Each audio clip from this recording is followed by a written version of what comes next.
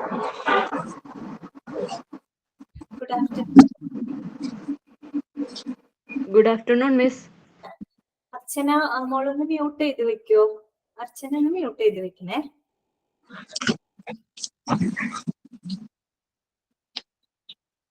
Mute ചെയ്ത് വെക്കട്ടോ.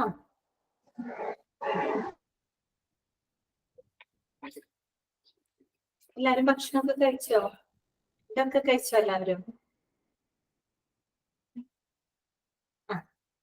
Good afternoon Afsam. എല്ലാവർക്കും good afternoon. വേഗം കയറിക്കോളൂ കേട്ടോ ക്ലാസ്സില്, പെട്ടെന്ന് ആയിക്കോട്ടെ.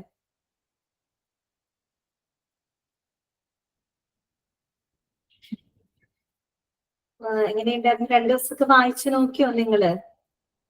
നമ്മള് പഠിച്ച കാര്യങ്ങളൊക്കെ വായിച്ചു നോക്കിയിരുന്നോ?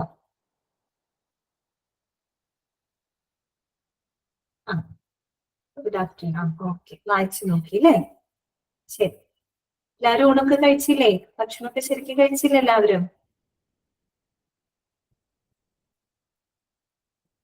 എന്താണ് ആരൊന്നും പറയാത്തേ?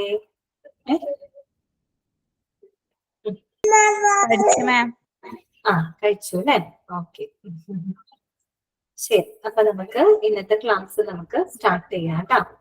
അപ്പൊ ഞാന് ഓൾ മ്യൂട്ട് ചെയ്യാണ്. എല്ലാവരും ക്ലാസ് ശ്രദ്ധിക്കുക.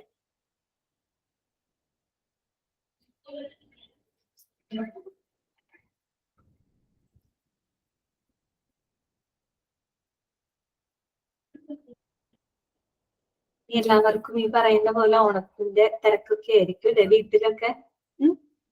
എല്ലാവരും ഓണപ്പൂക്കളൊക്കെ ഇടാറില്ലേ വീട്ടില്? അപ്പൊ നമ്മള് കഴിഞ്ഞ ക്ലാസ്സുകളിലായിട്ട് നമ്മള് ഹോസ്പിറ്റൽ ഡിപ്പാർട്ട്മെന്റ് ആണ് പഠിച്ചുകൊണ്ടിരിക്കുന്നത്. അപ്പൊ അതിനകത്ത് നമ്മള് മെഡിക്കൽ ഡിപ്പാർട്ട്മെന്റും അതുപോലെ തന്നെ സപ്പോർട്ടീവ് ഡിപ്പാർട്ട്മെന്റും പഠിച്ചു കഴിഞ്ഞു അല്ലെ? സപ്പോർട്ടീവ് ഡിപ്പാർട്ട്മെന്റ് ആണ് നമ്മൾ ലാസ്റ്റ് ക്ലാസ്സിൽ പറഞ്ഞ് ഫിനിഷ് ചെയ്തത്. ഇനി നമുക്ക് ഒരു ഡിപ്പാർട്ട്മെന്റും കൂടെ പഠിക്കാനുണ്ട്. ഏതാണത്? Administrative department. ഏത് ഡിപ്പാർട്ട്മെന്റ് ആണ്? Administrative department. ഓർക്കുന്നുണ്ട് നമ്മൾ എവിടുന്ന തുടങ്ങിയെന്നുള്ളത്? ഹോസ്പിറ്റൽ ഡിപ്പാർട്ട്മെന്റ് എന്ന് പറയുന്ന ഒരു വലിയൊരു ചാപ്റ്റർ ആണ്. അപ്പൊ അതിനകത്ത് നമ്മൾ ഹോസ്പിറ്റൽ ഡിപ്പാർട്ട്മെന്റിനെ പ്രധാനമായിട്ടും നമ്മൾ 3ആയിട്ട് സബ് ഡിവൈഡ് ചെയ്തിരുന്നു. ഒന്ന് മെഡിക്കൽ ഡിപ്പാർട്ട്മെന്റ്, 2 സപ്പോർട്ടീവ് ഡിപ്പാർട്ട്മെന്റ്, 3ാമത്തെ എന്താണ്? Administrative department. അതിൽ ആദ്യത്തെ 2 ഡിപ്പാർട്ട്മെന്റ്സും അതിൽ വരുന്ന സബ് ഡിവിഷൻസ് ഒക്കെ നമ്മൾ പഠിച്ചു കഴിഞ്ഞു കേട്ടോ. ഇനി നമുക്ക് ഒരു ഡിപ്പാർട്ട്മെന്റും കൂടെയാണ് പഠിക്കാനുള്ളത്. അത് വന്നിട്ട് അഡ്മിനിസ്ട്രേറ്റീവ് ഡിപ്പാർട്ട്മെന്റ് ആണ്. അപ്പൊ ഇന്നത്തോടു കൂടി നമ്മളുടെ ആ ഒരു ചാപ്റ്റർ അവസാനിക്കും കേട്ടോ. അപ്പൊ നമുക്ക് അഡ്മിനിസ്ട്രേറ്റീവ് ഡിപ്പാർട്ട്മെന്റ് പഠിച്ചാലോ? അതിനകത്ത് 3 സബ് ഡിവിഷൻസ് ആണ് വരുന്നത്. എത്ര സബ് ഡിവിഷൻ ആയിരുന്നു? 3 സബ് ഡിവിഷൻസ്. ഏതൊക്കെയായിരുന്നു അത്? ഒന്ന് ഹ്യൂമൻ റിസോഴ്സ് അല്ലെ? Human resource. 2 എന്താണ്? ഫിനാൻസ് അല്ലെ? ഫിനാൻസ്. മൂന്നാമത്തെ എന്തായിരുന്നു? അഡ്മിനിസ്ട്രേറ്റീവ് ഡിപ്പാർട്ട്മെന്റ് അല്ലെ? അഡ്മിനിസ്ട്രേറ്റീവ് ഡിപ്പാർട്ട്മെന്റിന്റെ കീഴിൽ തന്നെ 3 സബ് ഡിവിഷൻസ് ആണ് ഉണ്ടായിരുന്നത്. Administrative, finance, human resource. Okay, അപ്പൊ ഇതില് ആദ്യത്തെ ആളെ നമുക്ക് നോക്കാം. എന്താണ്? Human resource. എന്താണ് ഹ്യൂമൻ റിസോഴ്സ് എന്ന് പറഞ്ഞു കഴിഞ്ഞാല്? അതിനു മുമ്പ് ഞാൻ ചോദിക്കട്ടെ, അഡ്മിനിസ്ട്രേറ്റീവ് എന്ന് പറഞ്ഞാൽ എന്താണ്? ഭരണപരമായിട്ടുള്ള കാര്യങ്ങളാണ് അല്ലെ? ഹോസ്പിറ്റലിന്റെ ഭരണപരമായിട്ടുള്ള കാര്യങ്ങളെയാണ് നമ്മൾ അഡ്മിനിസ്ട്രേറ്റീവ് എന്നതുകൊണ്ട് ഉദ്ദേശിക്കുന്നത്. എന്ന് പറഞ്ഞാൽ ആ ഒരു ഹോസ്പിറ്റലിൽ നടക്കുന്ന എല്ലാ ഫങ്ഷൻസും വളരെ സ്മൂത്ത് ആയിട്ടും നല്ല ഫ്ലോയില് പ്രവർത്തിച്ച് പോകണമെങ്കിൽ എന്താവശ്യമാണ്? അവിടെ ഒരു നല്ലൊരു അഡ്മിനിസ്ട്രേറ്റീവ് ഡിപ്പാർട്ട്മെന്റ് ഉണ്ടായിരിക്കണം അല്ലെ? അപ്പൊ അതിന് വേണ്ടിയിട്ടുള്ളതാണ്. അപ്പൊ ആദ്യത്തെ ഡിപ്പാർട്ട്മെന്റ്, ആദ്യത്തെ സബ് ഡിവിഷനാണ് ഹ്യൂമൻ റിസോഴ്സസ്. HR എന്നാണ് നമ്മൾ പറയുന്നത് അല്ലെ? ഷോർട്ട് ആക്കിയിട്ട് നമ്മൾ എന്താ പറയാ? HR department. എന്താണ് ഹ്യൂമൻ റിസോഴ്സ് എന്ന് പറഞ്ഞാല്? മാനവ വിഭവ ശേഷിയാണ് അല്ലെ? മാനവ വിഭവ ഡിപ്പാർട്ട്മെന്റ് അല്ലെ? എന്താണ്? നമുക്കറിയാം ഒരു സ്ഥാപനത്തിനെ സംബന്ധിച്ചിടത്തോളം ആ ഒരു സ്ഥാപനത്തിന്റെ നല്ലൊരു നടത്തിപ്പിൽ ഏറ്റവും പ്രധാനപ്പെട്ട പങ്ക് വഹിക്കുന്ന ആളുകളാണ് എന്ത്? അവിടുത്തെ എംപ്ലോയീസ് എന്ന് പറയുന്നത് അല്ലെ? അവിടുത്തെ തൊഴിലാളികൾ. അപ്പൊ ഈ പറയുന്ന എംപ്ലോയീസ്, നല്ല ആളുകളെ റിക്രൂട്ട് ചെയ്യുന്നതും തെരഞ്ഞെടുക്കുന്നതും അതുപോലെ അവരുടെ വേതന സംബന്ധമായിട്ടുള്ള കാര്യങ്ങളൊക്കെ ഡീൽ ചെയ്യുന്നതും അവർക്ക് നല്ല തൊഴിൽ സാഹചര്യങ്ങളൊക്കെ ഒരുക്കി കൊടുക്കുന്നതും ഏത് ഡിപ്പാർട്ട്മെന്റ് ആണ്? നമ്മളുടെ ഹ്യൂമൻ റിസോഴ്സ് ഡിപ്പാർട്ട്മെന്റ് ആണ്. സാധാരണ നമ്മൾ ഏതെങ്കിലും ഒരു ഓർഗനൈസേഷനിൽ ഇന്റർവ്യൂവിന് പോവാണെന്നിരിക്കട്ടെ, അപ്പോ അവിടെ ടെസ്റ്റ് നടത്തുന്നതും നമ്മളെ ഇന്റർവ്യൂ ചെയ്യുന്നതും ഒക്കെ ആരായിരിക്കും? ഈ പറയുന്ന HR ഡിപ്പാർട്ട്മെന്റ് ആയിരിക്കും അല്ലെ? അല്ലെങ്കിൽ നമ്മൾ ഇന്റർവ്യൂ കോളൊക്കെ നമ്മളെ വിളിക്കുന്നത് എവിടെ നിന്നായിരിക്കും? HR ഡിപ്പാർട്ട്മെന്റിൽ നിന്നായിരിക്കും വിളിക്കുന്നത്. കാര്യം അവരാണ് എന്ത് ചെയ്യുന്നത്? അവിടെയുള്ള ആളുകളെ, സ്റ്റാഫുകളെ റിക്രൂട്ട് ചെയ്യുന്നത് അല്ലെ, തെരഞ്ഞെടുക്കുന്നത്. അപ്പൊ അങ്ങനെയുള്ള കുറെ കോമൺ ആയിട്ടുള്ള കാര്യങ്ങളൊക്കെ നിങ്ങൾക്ക് അറിയാം. അത് തന്നെയാണ് ഇവിടെ പറയുന്നത് കേട്ടോ. അപ്പൊ നമുക്കൊന്ന് ജസ്റ്റ് വായിക്കാം. Human resources. This department is given the aim of recruiting efficient human resources for the hospital. ഇതാണ് പറയുന്ന ആദ്യത്തെ പോയിന്റ് ആണ് കേട്ടോ. അതായത് ഒരു ഹോസ്പിറ്റലിലേക്കുള്ള കാര്യക്ഷമമായിട്ടുള്ള ജീവനക്കാരെ അല്ലെങ്കിൽ കാര്യക്ഷമമായിട്ടുള്ള മനുഷ്യ വിഭവശേഷിക്കാരെ റിക്രൂട്ട് ചെയ്യുക, തിരഞ്ഞെടുക്കുക. അത് ഏത് ഡിപ്പാർട്ട്മെന്റിന്റെ ഡ്യൂട്ടിയാണ്? ഹ്യൂമൻ റിസോഴ്സ് ഡിപ്പാർട്ട്മെന്റിന്റെ ഡ്യൂട്ടിയാണ് കേട്ടോ. ഈ ലേറ്റ് ആയിട്ട് ക്ലാസ്സിൽ കയറുന്നവര് തുടർന്നുള്ള ക്ലാസ്സുകൾ കേൾക്കുക കേട്ടോ. ഇടയ്ക്ക് കാര്യം എന്താണെന്ന് വെച്ചാൽ ലാസ്റ്റ് നമ്മൾ ഒന്നും കൂടെ കൺക്ലൂഡ് ചെയ്ത് പറയും. പലവരും ക്ലാസ് തുടങ്ങുന്ന സമയത്ത് കയറാൻ സാധിക്കാത്ത, ചിലപ്പോൾ എന്തെങ്കിലും കാരണങ്ങൾ കൊണ്ട് കയറാൻ പറ്റാറില്ല, ഇടയിലായിരിക്കും പലരും കയറുന്നത് കേട്ടോ. അപ്പൊ ആ സമയത്ത് കയറുമ്പോൾ നമ്മൾ കുറെ പോർഷൻസ് ഒക്കെ പറഞ്ഞു പോയിട്ടുണ്ടാവും. അപ്പൊ വീണ്ടും അത് എന്താണെന്ന് എടുത്ത് പറയുമ്പോൾ അതൊരു ബുദ്ധിമുട്ടാണ്. എന്തായാലും ലാസ്റ്റ് നമ്മൾ കൺക്ലൂഡ് ചെയ്ത് പറയും കേട്ടോ. അപ്പൊ ലേറ്റ് ആയിട്ട് കയറുന്ന ആളുകള് ഇപ്പൊ തുടർന്ന് കേൾക്കുക, ക്ലാസ് തുടർന്ന് കേൾക്കുക കേട്ടോ. ലാസ്റ്റ് നമുക്ക് ഡൗട്ട്സ് ഒക്കെ ക്ലിയർ ചെയ്ത് പോകാം. അപ്പൊ ശ്രദ്ധിക്കുക കേട്ടോ. അപ്പോ ഈ ഒരു ഡിപ്പാർട്ട്മെന്റ് എന്ന് പറയുന്നത് എന്താണ്? ഹോസ്പിറ്റലിലേക്കുള്ള വളരെ എഫിഷ്യന്റ് ആയിട്ടുള്ള അല്ലെ, കാര്യക്ഷമരായിട്ടുള്ള മനുഷ്യ വിഭവശേഷിക്കാരെ, അതായത് ജീവനക്കാരെ തെരഞ്ഞെടുക്കുന്നത്, റിക്രൂട്ട് ചെയ്യുന്നത് ഏത് ഡിപ്പാർട്ട്മെന്റ് ആണ്? ഹ്യൂമൻ റിസോഴ്സ് ഡിപ്പാർട്ട്മെന്റ് ആണ്. അതാണ് ആദ്യത്തെ പോയിന്റ് കേട്ടോ. ഇനി അടുത്തത് എന്താണ്? It also creates policies and procedures that the staffs have to follow in the hospital. അതായത് ഒരു ഹോസ്പിറ്റലില് അവിടുത്തെ ജീവനക്കാര് അല്ലെ, അവിടുത്തെ സ്റ്റാഫുകള് പാലിക്കേണ്ടതായിട്ടുള്ള എല്ലാവിധ നയങ്ങളും നടപടിക്രമങ്ങളും ഉണ്ടാക്കുന്നത് ഏത് ഡിപ്പാർട്ട്മെന്റ് ആണ്? HR ഡിപ്പാർട്ട്മെന്റ് ആണ്. മനസ്സിലായോ പറഞ്ഞത്? ആ ഒരു ഹോസ്പിറ്റലിലെ എല്ലാ ജീവനക്കാരും എല്ലാ സ്റ്റാഫുകളും പാലിക്കേണ്ടതായിട്ടുള്ള പോളിസീസ് ആൻഡ് പ്രൊസീജിയേഴ്സ്, നയങ്ങളും നടപടിക്രമങ്ങളും ക്രിയേറ്റ് ചെയ്യുന്നത്, ഉണ്ടാക്കുന്നത് ഈ പറയുന്ന HR ഡിപ്പാർട്ട്മെന്റ് ആണ്. പിന്നെ അടുത്ത എന്താണ് അവരുടെ സേവനം? It aims at ensuring employee satisfaction അല്ലെ. നമ്മൾ നേരത്തെ സൂചിപ്പിച്ച പോലെ ഒരു സ്ഥാപനത്തിന്റെ നിലനിൽപ്പിന് ഏറ്റവും അത്യാവശ്യമായിട്ടുള്ള ആൾക്കാരാണ് അവിടുത്തെ എംപ്ലോയീസ്. അവർക്ക് നല്ലൊരു സാഹചര്യം ഒരുക്കി കൊടുക്കണം. കാരണം അവരാണ് അവിടുത്തെ വിഭവങ്ങൾ എന്ന് പറയുന്നത് അല്ലെ. അവര് നല്ല രീതിയിൽ പ്രവർത്തിച്ചാൽ മാത്രമാണ് ആ ഒരു സ്ഥാപനത്തിന് നല്ല രീതിയിൽ ഉയരാനും സാധിക്കുന്നത്. അപ്പൊ അവരെന്ന് പറഞ്ഞാൽ അത്ര ഇമ്പോർട്ടന്റ് ഫാക്ടേഴ്സ് ആണ് അല്ലെ. അപ്പൊ എന്ത് വേണം? ഈ പറയുന്ന ജീവനക്കാരുടെ സംതൃപ്തി ഉറപ്പുവരുത്തണം അല്ലെ. Ensure the employee satisfaction. എങ്ങനെ സംതൃപ്തി ഉറപ്പുവരുത്തണം? അതാണ് അടുത്ത 2 പോയിന്റ്സ് ആയിട്ട് പറയുന്നത്. എന്താണ്? Good working conditions and provision of monetary and non monetary benefits for the employees. അതായത് അവർക്ക് നല്ലൊരു തൊഴിൽ സാഹചര്യങ്ങൾ കൊടുക്കുക അല്ലെ. എംപ്ലോയീസിന് നല്ല തൊഴിൽ സാഹചര്യങ്ങൾ കൊടുക്കുക. അത് മാത്രമല്ല monetary and non monetary benefits. Monetary എന്ന് പറഞ്ഞാൽ എന്താണ്? പണമായിട്ടുള്ള ആനുകൂല്യങ്ങൾ അല്ലെ. അവർക്ക് വേതനം കൊടുക്കുന്നുണ്ട്, മറ്റു പല ഇൻസെന്റീവ്സ് ഒക്കെ കൊടുക്കുന്നുണ്ട്. ഇനി അടുത്തത് എന്താണ്? നോൺ മോണിറ്ററി ബെനിഫിറ്റ്സ് അല്ലെ. അതായത് പണമല്ലാത്തതായിട്ടുള്ള ആനുകൂല്യങ്ങളുണ്ട്. എന്താണ് ഇപ്പൊ പണമല്ലാത്തതായിട്ടുള്ള ആനുകൂല്യങ്ങൾ നമ്മൾ പൊതുവെ എംപ്ലോയീസിന് കൊടുക്കുന്നത്? പെയ്ഡ് ഓർ അൺപെയ്ഡ് സിക്ക് അല്ലെ, സോറി ലീവ്, സിക്ക് ലീവ്സ് കൊടുക്കും. അതുപോലെ തന്നെ ഹോളിഡേയ്സ് അല്ലെ, ചില ഹോളിഡേയ്സ് അവർക്ക് കൊടുക്കുന്നുണ്ട്. അവർക്ക് ഫ്ലെക്സിബിൾ ആയിട്ടുള്ള വർക്കിംഗ് അവേഴ്സ് കൊടുക്കും അല്ലെ. നല്ല ഒരു ഒത്തിരി ഹെക്ടിക് ആയിട്ടുള്ള ഭയങ്കര എന്താ പറയാ അങ്ങനെയുള്ളൊരു വർക്കിംഗ് അവേഴ്സ് കൊടുത്തു കഴിഞ്ഞാൽ ബുദ്ധിമുട്ടായിരിക്കും അല്ലെ. നമുക്ക് കുറച്ചും കൂടെ ഫ്ലെക്സിബിൾ ആയിട്ടുള്ള വർക്കിംഗ് അവേഴ്സ്, അതുപോലെ ഇൻഷുറൻസ് കൊടുക്കുക അല്ലെ. അവർക്കും അവരുൾപ്പെടുന്ന ഫാമിലിക്കും ഇൻഷുറൻസ് കൊടുക്കുക. പിന്നെ കുഞ്ഞുങ്ങളൊക്കെ ഉള്ള എംപ്ലോയീസ് ആണെങ്കിൽ അവർക്ക് ചൈൽഡ് ഹെൽത്ത് സപ്പോർട്ട് കൊടുക്കുക. അങ്ങനെയുള്ള ഒക്കെയാണ് നമ്മൾ പണമല്ലാതെ കൊടുക്കുന്ന ആനുകൂല്യങ്ങൾ അല്ലെ. പലതും കമ്പനിയിൽ ഇപ്പം പ്രൈവറ്റ് ഫേമിലൊക്കെ വർക്ക് ചെയ്യുന്ന ആളുകൾക്ക് അറിയാൻ പറ്റും.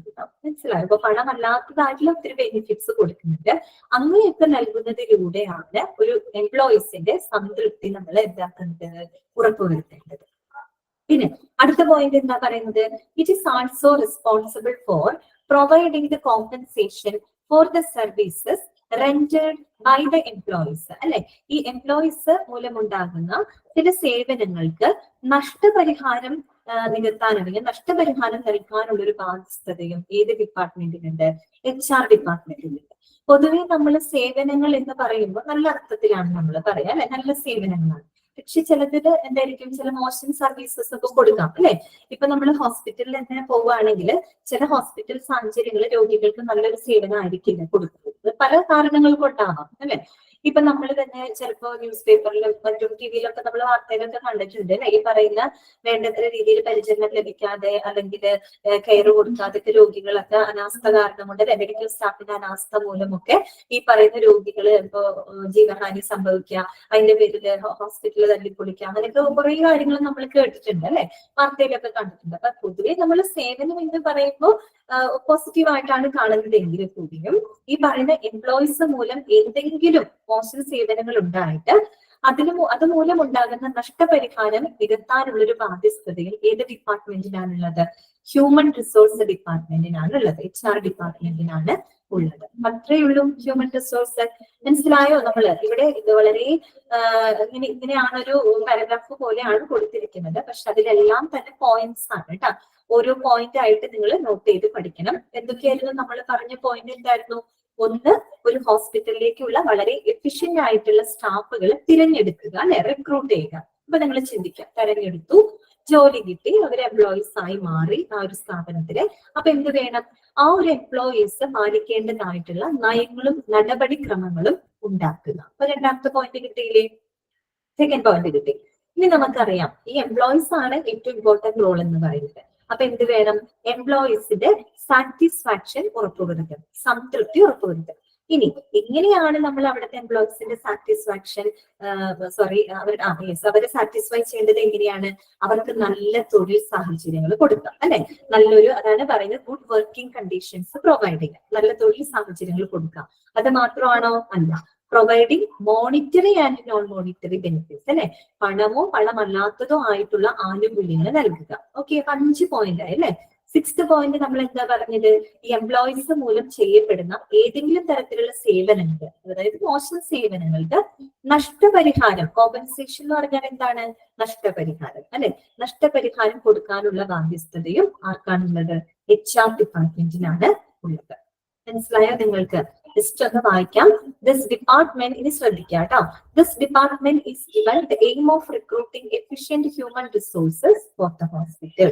It also creates A policies and procedure. Second point ആണ് കേട്ടോ. That the staff have to follow in the hospital. പിന്നെ it aims at ensuring employee satisfaction. അടുത്ത പോയിന്റ് ആണ് എംപ്ലോയി സാറ്റിസ്ഫാക്ഷൻ ഉറപ്പുവരുത്തുക. പിന്നെ എങ്ങനെ ഉറപ്പുവരുത്തണം? Good working conditions and provision of monetary and non monetary benefits for the employees അല്ലെ. എങ്ങനെയൊക്കെയാണ് satisfaction ensure ചെയ്യേണ്ടത്? ഗുഡ് വർക്കിംഗ് കണ്ടീഷൻസ് കൊടുക്കുക. മറ്റൊന്ന് എന്താണ്? Provide the monetary and non monetary benefits കൊടുക്കുക. പിന്നെ എന്താണ്? It is also responsible for providing the compensation. Compensation എന്താണ്? നഷ്ടപരിഹാരം for the services rendered by the employees. Okay, clear ആയോ പറഞ്ഞത്? ക്ലിയർ അല്ലേ? ക്ലിയർ ആണോ? എന്തെങ്കിലും ഒന്ന് റെസ്പോണ്ട് ചെയ്യൂ. ഓക്കെ ആണ്. ഓക്കെ, അപ്പൊ നമുക്ക് അടുത്ത പോയിന്റിലോട്ട് പോവാം. അടുത്ത എന്താണ്? ജസ്റ്റ് ഒരു തമ്പിട്ടാലും മതി കേട്ടോ. ടൈപ്പ് ചെയ്യാൻ ബുദ്ധിമുട്ടുണ്ടെങ്കിൽ തമ്പിട്ടാലും മതി. നമുക്ക് മുന്നോട്ട് പോകാൻ വേണ്ടിയിട്ടാണ് ഞാനിത് ചോദിക്കുന്നത് കേട്ടോ. അടുത്തതാണ് എന്ത്? ഫിനാൻസ് അല്ലെ. ഫിനാൻസ്, ആ പേര് കേൾക്കുമ്പോൾ തന്നെ നമുക്കറിയാം എന്താണ്? സാമ്പത്തികമായിട്ടുള്ള കാര്യങ്ങളാണ്. നമുക്കറിയാം ഏതൊരു സ്ഥാപനത്തിനെയും എന്താണ്? സാമ്പത്തിക അടിത്തറ അല്ലെ, ഒരു നല്ലൊരു സ്ഥിരമായിട്ടുള്ള ഒരു സാമ്പത്തിക അടിത്തറ ഇല്ലാന്നുണ്ടെങ്കിൽ പിന്നെ ആ സ്ഥാപനത്തിന് പ്രവർത്തിക്കാനായിട്ട് സാധിക്കില്ല അല്ലെ. അപ്പൊ സാമ്പത്തിക സ്ഥിരത എന്ന് പറയുന്നത് വളരെ എസെൻഷ്യൽ ആയിട്ടുള്ള ഒരു കാര്യമാണ് ആണല്ലോ. അപ്പോ നമുക്കറിയാം ഈ പറയുന്ന ഹോസ്പിറ്റലിനെ സംബന്ധിച്ചിടത്തോളം അവരുടെ സാമ്പത്തിക വശങ്ങള് കൈകാര്യം ചെയ്യുന്ന ഡിപ്പാർട്ട്മെന്റ് ആയിരിക്കും എന്താ? ഫിനാൻസ് എന്ന് പറയുന്നത്. നമുക്ക് ഗസ് ചെയ്യാവുന്നതാണ്. അപ്പൊ അതൊക്കെ തന്നെ ഇവിടെ പറയുന്നത് കേട്ടോ. ജസ്റ്റ് നമുക്ക് വായിക്കാം. This department handles the financial aspects of the hospital. നമ്മൾ ഈ പറഞ്ഞ പോയിന്റ് അല്ലെ, അതായത് ഹോസ്പിറ്റലിന്റെ സാമ്പത്തികമായിട്ടുള്ള വശങ്ങളെല്ലാം കൈകാര്യം ചെയ്യുന്ന ഒരു ഡിപ്പാർട്ട്മെന്റ് ആണ് എന്തെന്ന് പറയുന്നത്? Finance department. ഇനി പോയിന്റ്സ് പറയാണ്. ദേ മേക്ക് ബഡ്ജറ്റ്സ് അല്ലെ, അവരെന്തുണ്ടാക്കുന്നു? ബഡ്ജറ്റ്സ് ഉണ്ടാക്കുന്നു. നമുക്കറിയാം സാധാരണ നമ്മൾ ബഡ്ജറ്റ് ഉണ്ടാക്കും അല്ലെ, ഒരു വർഷത്തെ വരവും ചെലവും ഒക്കെ കണക്കാക്കിയിട്ട് നമ്മൾ ബഡ്ജറ്റ് ഉണ്ടാക്കും. എന്നതുപോലെ ഒരു ഹോസ്പിറ്റലിന്റെ വരവും ചെലവും ഒക്കെ മനസ്സിലാക്കിയുകൊണ്ട് അതിനെയൊക്കെ വിലയിരുത്തിക്കൊണ്ട് ബഡ്ജറ്റ് ഉണ്ടാക്കുക അല്ലെ, ബഡ്ജറ്റ് ഉണ്ടാക്കുക. പിന്നെന്താണ്? Financial plans for the future അല്ലെ, ഭാവിയിലേക്കുള്ള സാമ്പത്തിക ആസൂത്രണങ്ങൾ ഉണ്ടാക്കുക അല്ലെ, ഭാവിയിലേക്കുള്ള സാമ്പത്തിക ആസൂത്രണങ്ങൾ പ്ലാൻ ചെയ്യുക.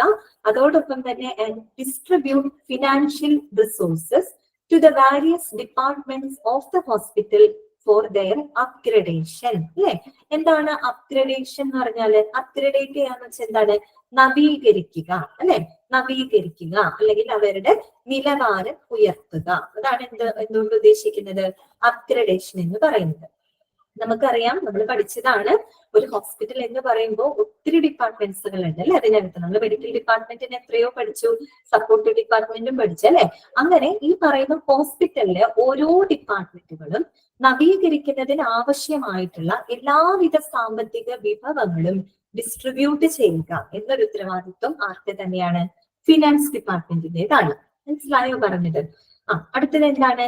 ദേ ആൾസോ, അപ്പൊ അതെ, എല്ലാ ഡിപ്പാർട്ട്മെന്റിലും നവീകരണം ആവശ്യമായിട്ട് വരില്ല അല്ലെ.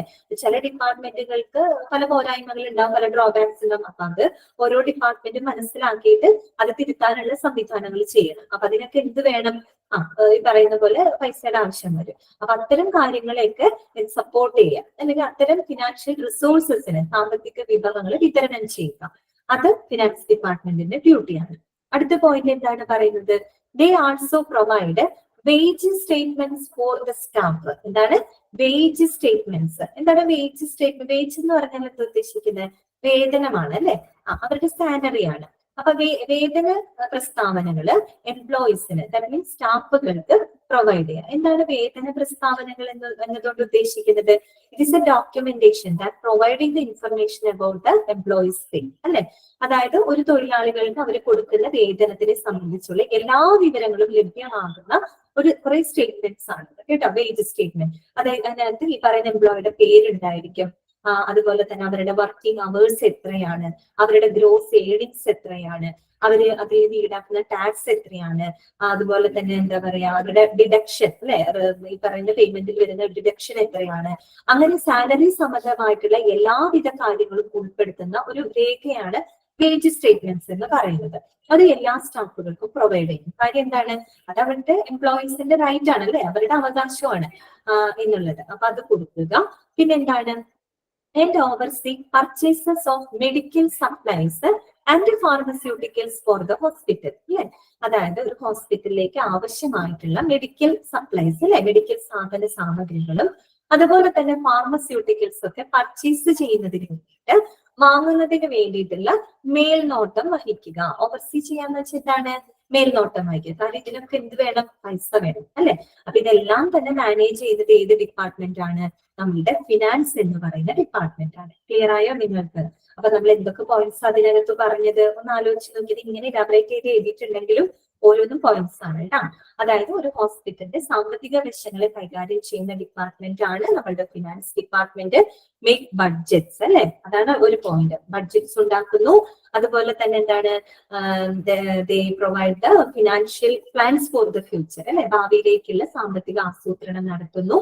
പിന്നെ എന്താണ്? Distribute the financial resources to the departments for their upgradation അല്ലെ. ഓരോ ഡിപ്പാർട്ട്മെന്റിലും നവീകരിക്കുന്നതിന് വേണ്ടിയിട്ടുള്ള എല്ലാവിധ സാമ്പത്തിക വിഭവങ്ങളും ഡിസ്ട്രിബ്യൂട്ട് ചെയ്യുന്നു. പ്രൊവൈഡ് വേജ് സ്റ്റേറ്റ്മെന്റ്സ് അല്ലെ, തൊഴിലാളികൾക്ക് അവരുടെ വേതന പ്രസ്താവനകൾ കൊടുക്കുന്നു. പിന്നെ എന്താണ്? ഈ പറയുന്ന supervise the purchase of medical supplies and pharmaceuticals for the hospital അല്ലെ. ഹോസ്പിറ്റലിന് ആവശ്യമായിട്ടുള്ള മെഡിക്കൽ സപ്ലൈസിന്റെയും ഫാർമസ്യൂട്ടിക്കലിന്റെ ഒക്കെ പർച്ചേസ് ചെയ്യുന്നതിനുള്ള മേൽനോട്ടം വഹിക്കും. ഇത്രയും കാര്യങ്ങൾ കൈകാര്യം ചെയ്യുന്നത് ഏത് ഡിപ്പാർട്ട്മെന്റ് ആണ്? ഫിനാൻസ് ഡിപ്പാർട്ട്മെന്റ് ആണ്. മനസ്സിലായോ നിങ്ങൾക്ക്? ക്ലിയർ ആയോ? ക്ലിയർ ആയോ? എന്ത് പറ്റി ആർക്കും ഒരു ഉഷാറില്ലാത്തത്? ഭക്ഷണമൊക്കെ കഴിച്ച് ഉറക്കം വരുന്നുണ്ടോ നിങ്ങൾക്ക്? കുറച്ച് ബോറിംഗ് ആയിരിക്കും കേട്ടോ. മുഖമൊക്കെ കഴുകി വന്നിരുന്ന ക്ലാസ്സിൽ ഇരിക്കണം. എന്തായാലും എടുത്തു പോയി കോഴ്സ്. അപ്പൊ പഠിക്കാണ്ട് വേറെ നിവൃത്തിയില്ല കേട്ടാ. ഉറങ്ങിയൊന്നും പോവല്ലേ. അടുത്തതാണ് എന്ത്? ഉച്ചയ്ക്ക് ഭക്ഷണമൊക്കെ കഴിച്ചു കഴിയുമ്പോൾ നമുക്കൊരു ക്ഷീണമൊക്കെ തോന്നും അല്ലെ. അതാണ്. അപ്പോ അടുത്തത് കേട്ടോ, അടുത്ത ഡിപ്പാർട്ട്മെന്റ് നമുക്ക് പറയാം. എന്താണ്? അഡ്മിനിസ്ട്രേഷൻ. എന്താണ് അഡ്മിനിസ്ട്രേഷൻ? എന്താണത്? This department is having the powers of looking after the day-to-day operations of the hospital. എന്താണ് പറയുന്നത്? ഒരു ഹോസ്പിറ്റലിനകത്തെ ദൈനംദിന പ്രവർത്തനങ്ങളെ എല്ലാം തന്നെ നോക്കാനുള്ള, അല്ലെ, ലുക്കിംഗ് ആഫ്റ്റർ, ലുക്ക് ആഫ്റ്റർ എന്നൊക്കെ പറഞ്ഞൊരു ഫ്രേസ് ആണ് കേട്ടോ. അത് പരിപാലിക്കുക എന്നാണ്, ടേക്ക് കെയർ ചെയ്യുക കേട്ടോ, ശ്രദ്ധിക്കുക, പരിപാലിക്കുക എന്നുള്ള മീനിങ് ആണ് ഉദ്ദേശിക്കുന്നത്.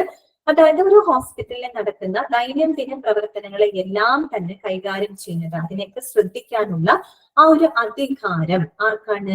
Administration department. പേര് കേൾക്കുമ്പോൾ തന്നെ നമുക്കറിയാം അല്ലെ, അഡ്മിനിസ്ട്രേഷൻ എന്ന് പറയുന്നത് എന്താണ്? ഒരു അധികാരമാണത് അല്ലെ, ഭരണപരമായിട്ടുള്ള ഒരു അധികാരമാണത്. ആ ഒരു ഹോസ്പിറ്റലിനകത്ത് നടക്കുന്ന എല്ലാവിധ പ്രവർത്തനങ്ങളെയും കൈകാര്യം ചെയ്യാനുള്ള, ഈ പറയുന്ന ടേക്ക് കെയർ ചെയ്യാനുള്ള എല്ലാ അധികാരവും ഈ ഒരു ഡിപ്പാർട്ട്മെന്റിന്റെ കയ്യിലാണ്. They look after all the paperwork of hospital. എന്താണ് പറയുന്നത്? ഒരു ഹോസ്പിറ്റലിലുള്ള എല്ലാവിധ പേപ്പർ വർക്കുകളെയും അവർ എന്ത് ചെയ്യുന്നുണ്ട്? പരിപാലിക്കുന്നുണ്ട്. എന്താണ് ഹോസ്പിറ്റൽ സംബന്ധമായിട്ടുള്ള പേപ്പർ വർക്കുകൾ എന്ന് പറഞ്ഞാൽ? എന്താണ്? അഡ്മിഷൻ ഫോംസ് ഉണ്ടായിരിക്കും അല്ലെ, ഹോസ്പിറ്റലിലേക്ക് വരുന്ന പേഷ്യന്റിന് അഡ്മിഷൻ ഫോംസ് ഉണ്ടായിരിക്കും, ഡിസ്ചാർജ് ഫോംസ് ഉണ്ടായിരിക്കും, അതുപോലെ ഹോസ്പിറ്റലിന്റെ പവർ ഓഫ് അറ്റോർണി ഫോംസ് ഉണ്ടായിരിക്കും. പിന്നെ ഈ പറയുന്ന പോലെ എന്താണ്? Consent for the treatment forms അല്ലെ, ട്രീറ്റ്മെന്റിന് വേണ്ടിയിട്ടുള്ള സമ്മതം അറിയിച്ചുകൊണ്ടുള്ള ഫോമുകൾ, അങ്ങനെ നിരവധി പേപ്പർ വർക്ക് ഉണ്ടായിരിക്കും ഹോസ്പിറ്റലിന് ആയിട്ട് ബന്ധപ്പെട്ടത്. അപ്പൊ അത്തരം എല്ലാ പേപ്പർ വർക്കുകളെയും പരിപാലിക്കുന്നതും പിന്നെന്താണ്? And ensure that every department follows administrative procedures of the hospital. അത് മാത്രമല്ല, ആ ഒരു ഹോസ്പിറ്റലിലെ ഭരണപരമായിട്ടുള്ള എല്ലാ നടപടിക്രമങ്ങളും ഓരോ ഡിപ്പാർട്ട്മെന്റുകളും പാലിക്കുന്നുണ്ടോ എന്ന് ഉറപ്പുവരുത്തുകയും വേണം. മനസ്സിലായോ? ഹോസ്പിറ്റലിൽ ഒത്തിരിയേറെ ഡിപ്പാർട്ട്മെന്റ്സ് ഉണ്ട്. അപ്പൊ അവരുടെ ഭരണപരമായിട്ടുള്ള നടപടിക്രമങ്ങൾ എല്ലാം തന്നെ എല്ലാ ഡിപ്പാർട്ട്മെന്റുകളും പാലിക്കുന്നുണ്ടോ എന്ന് ഉറപ്പുവരുത്തണം. അപ്പൊ അഡ്മിനിസ്ട്രേറ്റീവ് പ്രൊസീജിയേഴ്സ് എന്ന് പറയുമ്പോൾ അതിനകത്ത് ഒത്തിരി കാര്യങ്ങൾ വരും. ഈ പറയുന്ന ഫിനാൻഷ്യൽ മാനേജ്മെന്റ് വരും, അതുപോലെ ഡേ ടു ഡേ കാര്യങ്ങളുടെ ഒരു മേൽനോട്ടം വരും, അതുപോലെ വേണ്ടത്ര നല്ല രീതിയിലുള്ള ക്വാളിറ്റി ഓഫ് പേഷ്യന്റ് കെയർ ഉണ്ടോ ഹോസ്പിറ്റലിനെ സംബന്ധിച്ചിടത്തോളം അതൊക്കെ ഉറപ്പുവരുത്തും. ഹോസ്പിറ്റലിന്റെ എല്ലാ റിക്വയർമെന്റ്സും സാറ്റിസ്ഫൈഡ് ആണോ? ഇങ്ങനെ എല്ലാ ഫീൽഡുകളും അഡ്മിനിസ്ട്രേറ്റീവ് പ്രൊസീജിയറിനകത്ത് വരും കേട്ടോ. അതൊക്കെ ഓരോ ഡിപ്പാർട്ട്മെന്റ് പാലിക്കുന്നുണ്ടോ എന്ന് ഉറപ്പുവരുത്തണം. പിന്നെന്താണ് പറയുന്നത്? Hospital administration also contains organizing and supporting the patient's total medical care during an episode of illness in the hospital. അല്ലെ, അതായത് ഒരു ഹോസ്പിറ്റലിനകത്ത് പേഷ്യൻസ് അവരുടെ ട്രീറ്റ്മെന്റിന്റെ അല്ലെങ്കിൽ അവരുടെ രോഗാവസ്ഥയുടെ ഭാഗമായിട്ട് ചെലവഴിക്കുന്ന ആ ഒരു സമയമുണ്ടല്ലോ, ആ ഒരു കാലഘട്ടം, ആ ഒരു കാലഘട്ടത്തില് ഈ പറയുന്ന രോഗിയുടെ മുഴുവൻ അല്ലെ, ടോട്ടൽ മെഡിക്കൽ കെയർ ആണ് പറയുന്നത്, മുഴുവൻ വൈദ്യസഹായത്തിനെയും എന്ത് ചെയ്യാം? ഓർഗനൈസ് ചെയ്യുക, സപ്പോർട്ട് ചെയ്യുക, സംഘടിപ്പിക്കുകയും അതുപോലെ തന്നെ അതിന് വേണ്ട സപ്പോർട്ട് കൊടുക്കുക അല്ലെ, പിന്തുണ കൊടുക്കുക. അത് ആരുടെ ഡ്യൂട്ടിയാണ്? അവിടുത്തെ അഡ്മിനിസ്ട്രേഷന്റെ ഡ്യൂട്ടിയാണ്. മനസ്സിലായല്ലോ? പിന്നെന്താണ്? And is responsible for integrating various functions and services. അതായത് ഹോസ്പിറ്റലുമായിട്ട് ബന്ധപ്പെട്ട എല്ലാ പ്രവർത്തനങ്ങളെയും സേവനങ്ങളെയും സമന്വയിപ്പിച്ച് അല്ലെ, ഇന്റഗ്രേറ്റ് ചെയ്ത് സമന്വയിപ്പിച്ച് മുന്നോട്ട് കൊണ്ടുപോകുക. എന്നാൽ മാത്രമാണ് ഒരു ഹോസ്പിറ്റൽ ഫങ്ഷൻസ് എല്ലാം തന്നെ വളരെ സ്മൂത്ത് ആയിട്ട് മുന്നോട്ട് പോകുന്നത്. എന്തൊക്കെ പോയിന്റ്സ് നമ്മൾ അവിടെ പറഞ്ഞത്? ഹോസ്പിറ്റലിലെ ഡേ ടു ഡേ കാര്യങ്ങളെല്ലാം കൈകാര്യം ചെയ്യുക, അല്ലെങ്കിൽ അതിന് മേൽനോട്ടം വഹിക്കാനുള്ള അധികാരം, അതോറിറ്റി അല്ലെ, ആ ഒരു അധികാരം അഡ്മിനിസ്ട്രേറ്റീവ് ഡിപ്പാർട്ട്മെന്റിനാണ്. അതുപോലെ ഹോസ്പിറ്റലുമായിട്ട് ബന്ധപ്പെട്ട എല്ലാവിധ പേപ്പർ വർക്കുകളും പരിപാലിക്കുകയും ഹോസ്പിറ്റലിന്റെ എല്ലാവിധ ഭരണപരമായിട്ടുള്ള നടപടിക്രമങ്ങളും എല്ലാ ഡിപ്പാർട്ട്മെന്റും പാലിക്കുന്നുണ്ടോ എന്ന് ഉറപ്പുവരുത്തണം. അതുപോലെ ആ ഒരു രോഗാവസ്ഥയുടെ ആ ഒരു കാലഘട്ടത്തില് ആ ഒരു രോഗിക്ക് വേണ്ട മുഴുവൻ വൈദ്യസഹായത്തിനെയും എന്ത് ചെയ്യുക? പിന്തുണയ്ക്കുക.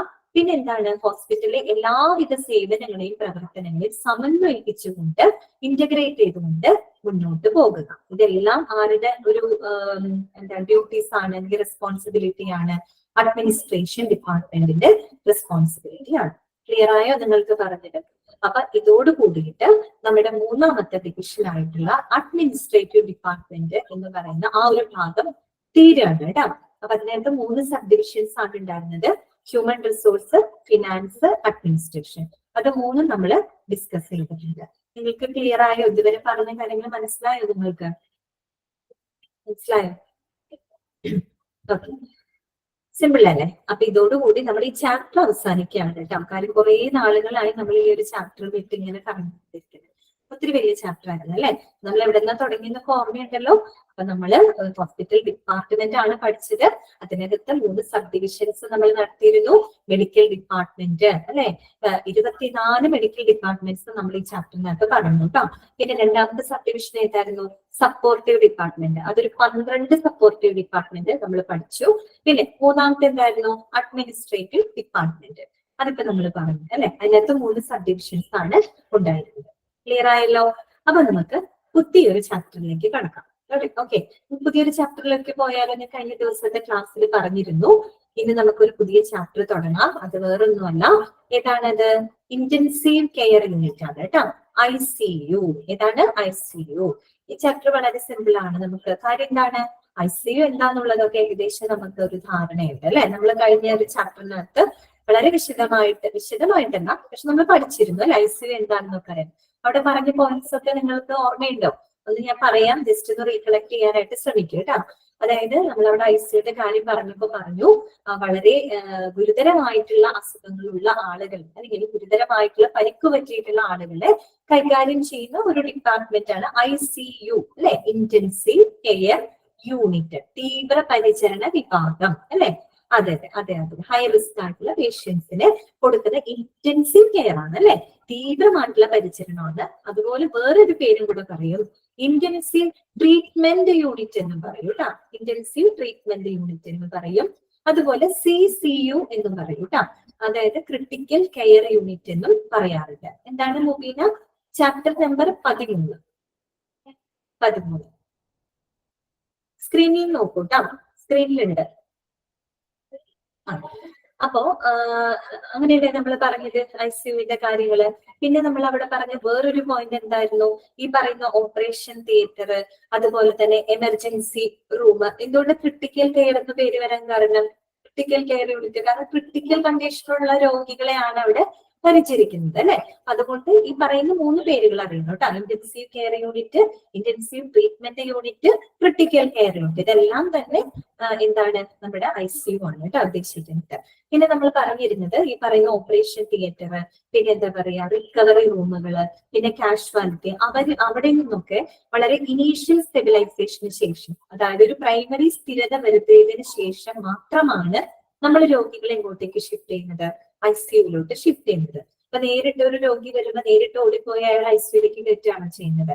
അല്ല അല്ലെ. അപ്പൊ അവർ ഏത് ക്രിട്ടിക്കൽ കണ്ടീഷനിൽ വന്നിട്ടുള്ള ആളുകളാണെങ്കിലും അവരൊന്ന് സ്റ്റേബിൾ ആക്കും അല്ലെ. ആ ഒരു രോഗിയുടെ അവസ്ഥയെ സ്റ്റേബിൾ ആക്കിയതിന് ശേഷം മാത്രമാണ് നമ്മൾ അവർ ICUവിലോട്ട് ട്രാൻസ്ഫർ ചെയ്യുന്നത്. പിന്നെ നമ്മൾ എന്ത് പോയിന്റ് അവിടെ പഠിച്ചത്? ICUവിൽ വളരെ വെരി ഫ്യൂ ബെഡ്സ് മാത്രമേ ഉള്ളൂ അല്ലെ, വളരെ കുറച്ച് ബെഡുകൾ മാത്രമേ ഉണ്ടായിരിക്കുള്ളൂ. പിന്നെ ഒരു കാര്യം കൂടെ നമ്മൾ പറഞ്ഞിരുന്നു, ആ ഒരു ഡിപ്പാർട്ട്മെന്റ് ഹാൻഡിൽ ചെയ്യുന്നത് ഒരു ഗ്രൂപ്പ് ഓഫ് പീപ്പിൾ ആണ് അല്ലെ, ഒരു കൂട്ടം പ്രൊഫഷണൽസ് ആണ് ആ ഒരു ഡിപ്പാർട്ട്മെന്റിനെ ഹാൻഡിൽ ചെയ്യുന്നത്. ആരൊക്കെയായിരുന്നു അത്? കൺസൾട്ടന്റ് ഡോക്ടേഴ്സ് ഉണ്ടായിരിക്കും, നഴ്സുമാരുണ്ടായിരിക്കും, അതുപോലെ കൺസൾട്ടന്റ് അനസ്തെറ്റിക്സ് ഉണ്ടായിരിക്കും, ഫിസിയോതെറാപ്പിസ്റ്റ് ഉണ്ടായിരിക്കും, ഡയറ്റീഷ്യൻസ് ഉണ്ടായിരിക്കും. അതൊക്കെ നമ്മൾ അവിടെ പറഞ്ഞിരുന്നു കേട്ടോ. അവരെല്ലാവരുടെയും ഒരു ടീം വർക്കാണ്, അല്ലെങ്കിൽ അവരുടെ ഒരു ടീമാണ് എന്തിനെ ഹാൻഡിൽ ചെയ്യുന്നത്? ഈ പറയുന്ന ICU എന്ന് പറയുന്ന ആ ഒരു യൂണിറ്റിനെ കൈകാര്യം ചെയ്യുന്നത്. എന്താണ് അതിന്? ബെറ്റർ ട്രീറ്റ്മെന്റ് കൊടുത്ത് കണ്ടീഷൻ ബെറ്റർ ആയി വന്ന വാർഡിലേക്ക് മാറ്റും. അതെ, അങ്ങനെയാണ്.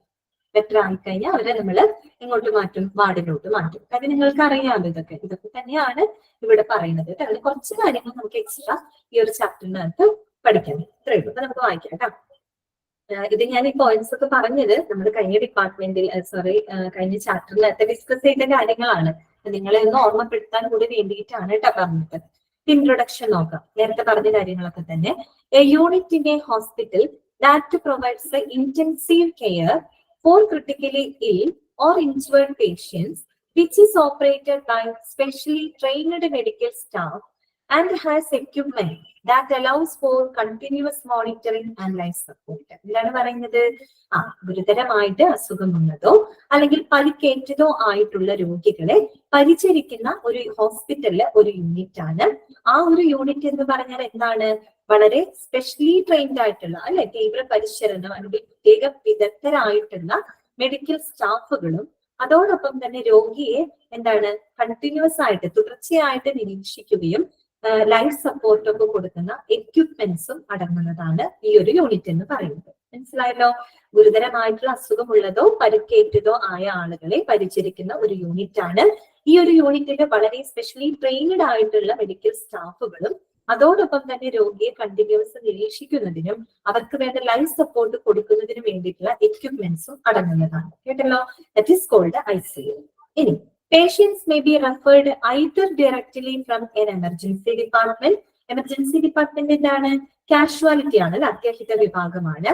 or from a ward if their condition rapidly worse എന്ന് ചേർക്കണം കേട്ടോ. വേഴ്സ്, WORSE, വേഴ്സ് എന്നാലാണ് ആ മീനിങ് കറക്റ്റ് ആയിട്ട് വരുള്ളൂ. or immediately after surgery. എന്താണ് പറയുന്നത്?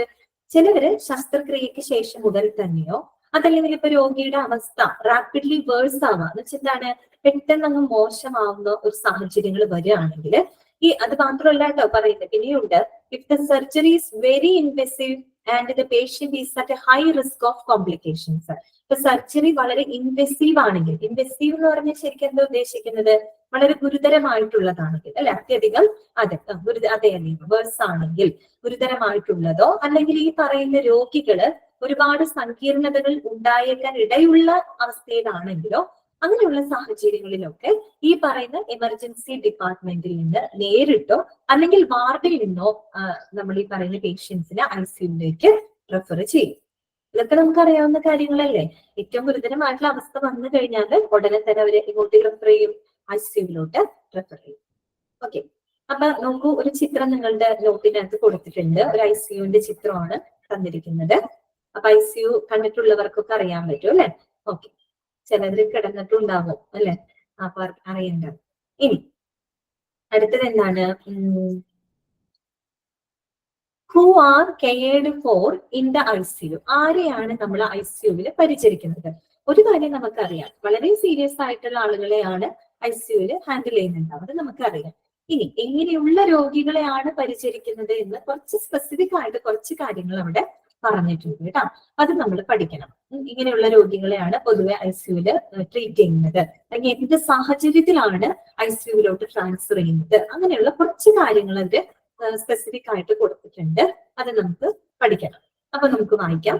Patients may have a planned admission after surgery. അതായത് ചിലവര് ഈ പറയുന്ന ശസ്ത്രക്രിയക്ക് ശേഷം ഒരു ആസൂത്രിതമായിട്ടുള്ള ഒരു പ്രവേശനം ഉണ്ടാകാം ICUവിൽ. അതെന്താ അങ്ങനെ പറയാൻ കാരണം? ഇപ്പൊ മേജർ സർജറി ഒക്കെ കഴിഞ്ഞിട്ടുള്ള ആളുകളാണെങ്കിൽ ഉടനെ ഒന്നും നമുക്ക് അവരെ എന്തിലേക്ക് മാറ്റാൻ പറ്റില്ല, വാർഡിലോട്ട് മാറ്റാൻ പറ്റില്ല. ആ ഒരു സർജറി നിശ്ചയിക്കുമ്പോൾ തന്നെ അതെല്ലാം പ്രീ പ്ലാൻഡ് ആണ്. ഈ വ്യക്തിന് സർജറി കഴിഞ്ഞാൽ ഉടൻ തന്നെ ICUവിലേക്ക് ചിലപ്പോൾ ഒരു കുറച്ച് ഡേയ്സോളം പരിചരണത്തിന് വേണ്ടിയിട്ട് കെയർ കൊടുക്കുന്നതിന് വേണ്ടിയിട്ട് അവരെ ഷിഫ്റ്റ് ചെയ്യും. അതാണ് അവിടെ ഉദ്ദേശിക്കുന്നത്. ശസ്ത്രക്രിയക്ക് ശേഷം ചിലപ്പോൾ ഒരു ആസൂത്രിതമായിട്ടുള്ള പ്രവേശനമാകാം. ഓക്കെ ദീഷ്ണ, C സെക്ഷൻ കഴിഞ്ഞാലും ICUവിലോട്ട് ട്രാൻസ്ഫർ ചെയ്യാറുണ്ട് അല്ലെ? ഓക്കെ. പിന്നെന്താണ്? an unexpected admission after an accident. സംഭവിക്കാവുന്നതാണ് അല്ലെ? ആക്സിഡന്റ് മൂലം പെട്ടെന്ന് അൺഎക്സ്പെക്ടഡ് ആയിട്ട് ICUവിലേക്ക് പ്രവേശിപ്പിക്കപ്പെടാം. പിന്നെന്താണ്? or be admitted due to a sudden and critical worsening of their health. അല്ലെങ്കിൽ ഈ പറയുന്ന രോഗികൾക്ക് പെട്ടെന്ന് അവരുടെ അവസ്ഥ മോശം, അതായത് ഗുരുതരാവസ്ഥയിലാവാം, വഷളാകുന്നത് കാരണം കൊണ്ടും ICUവിലോട്ട് ട്രാൻസ്ഫർ ചെയ്യാം. ചിലപ്പോൾ വലിയ കുഴപ്പമൊന്നും ഉണ്ടാവില്ല, ഹോസ്പിറ്റലിൽ ചിലപ്പോ ട്രീറ്റ്മെന്റ് എടുത്തുകൊണ്ടിരിക്കുന്ന ഇൻപേഷ്യൻസ് ആയിരിക്കാം. പെട്ടെന്ന് അവരുടെ അവസ്ഥ വളരെ റോങ് ആയി റിവേഴ്സ് ആയിട്ട് വന്നു കഴിഞ്ഞാൽ പെട്ടെന്ന് എന്ത് ചെയ്യേണ്ടി വരും? അവരെ ICUവിലോട്ട് ഷിഫ്റ്റ് ചെയ്യേണ്ടതായിട്ട് വരും. അതിന് പ്രത്യേകിച്ച് കൂടുതലൊന്നുമില്ല, സാധാരണ ഈ പറഞ്ഞതൊക്കെ തന്നെയാണ് പറയുന്നത്. ഇനി some hospital ICU specialise in providing care for particular health conditions or injuries that include. അതായത് ഈ പറയുന്ന ചില ആശുപത്രികള് പ്രത്യേക പരിചരണം, അതായത് പ്രത്യേക പരിചരണം നൽകുന്നതിനോ അല്ലെങ്കിൽ ഈ പരിചരണം കൊടുക്കുന്ന സാഹചര്യങ്ങൾ വന്നേക്കാം. അല്ലെങ്കിൽ ഈ പറയുന്ന മറ്റേതെങ്കിലും ആരോഗ്യ അവസ്ഥകൾ ഉണ്ടാവും, ഹെൽത്ത് കണ്ടീഷൻസിലൊക്കെ അവർക്ക് പ്രത്യേകം ഒരു ഇന്റൻസീവ് കെയർ കൊടുക്കുന്ന സ്പെഷ്യലൈസ്ഡ് ICUകളും ഹോസ്പിറ്റലിനകത്ത് പ്രവർത്തിക്കുന്നു. ഏതൊക്കെയാണ് അത്? That include. അതായത് ഇങ്ങനെയുള്ള രോഗികളെയാണ് നമ്മൾ ICUവിൽ ഹാൻഡിൽ ചെയ്യുന്നത്. ഇതൊക്കെയാണ് ഫസ്റ്റ് പോയിന്റ്. സിവിയർ ബേൺസ് അല്ലെ, സിവിയർ ബേൺസ് അല്ലെ, വളരെ തീവ്രമായിട്ട് പൊള്ളലേറ്റിട്ടുള്ള രോഗികളാണെങ്കിൽ അവരെ നമ്മൾ എവിടേക്കാണ് പ്രവേശിപ്പിക്കുക? ICUവിനകത്തേക്കാണ് പ്രവേശിപ്പിക്കുക. അപ്പൊ ഒരു പോയിന്റ് കിട്ടിയോ? Severe burns. രണ്ടാമത്തെ എന്താണ്?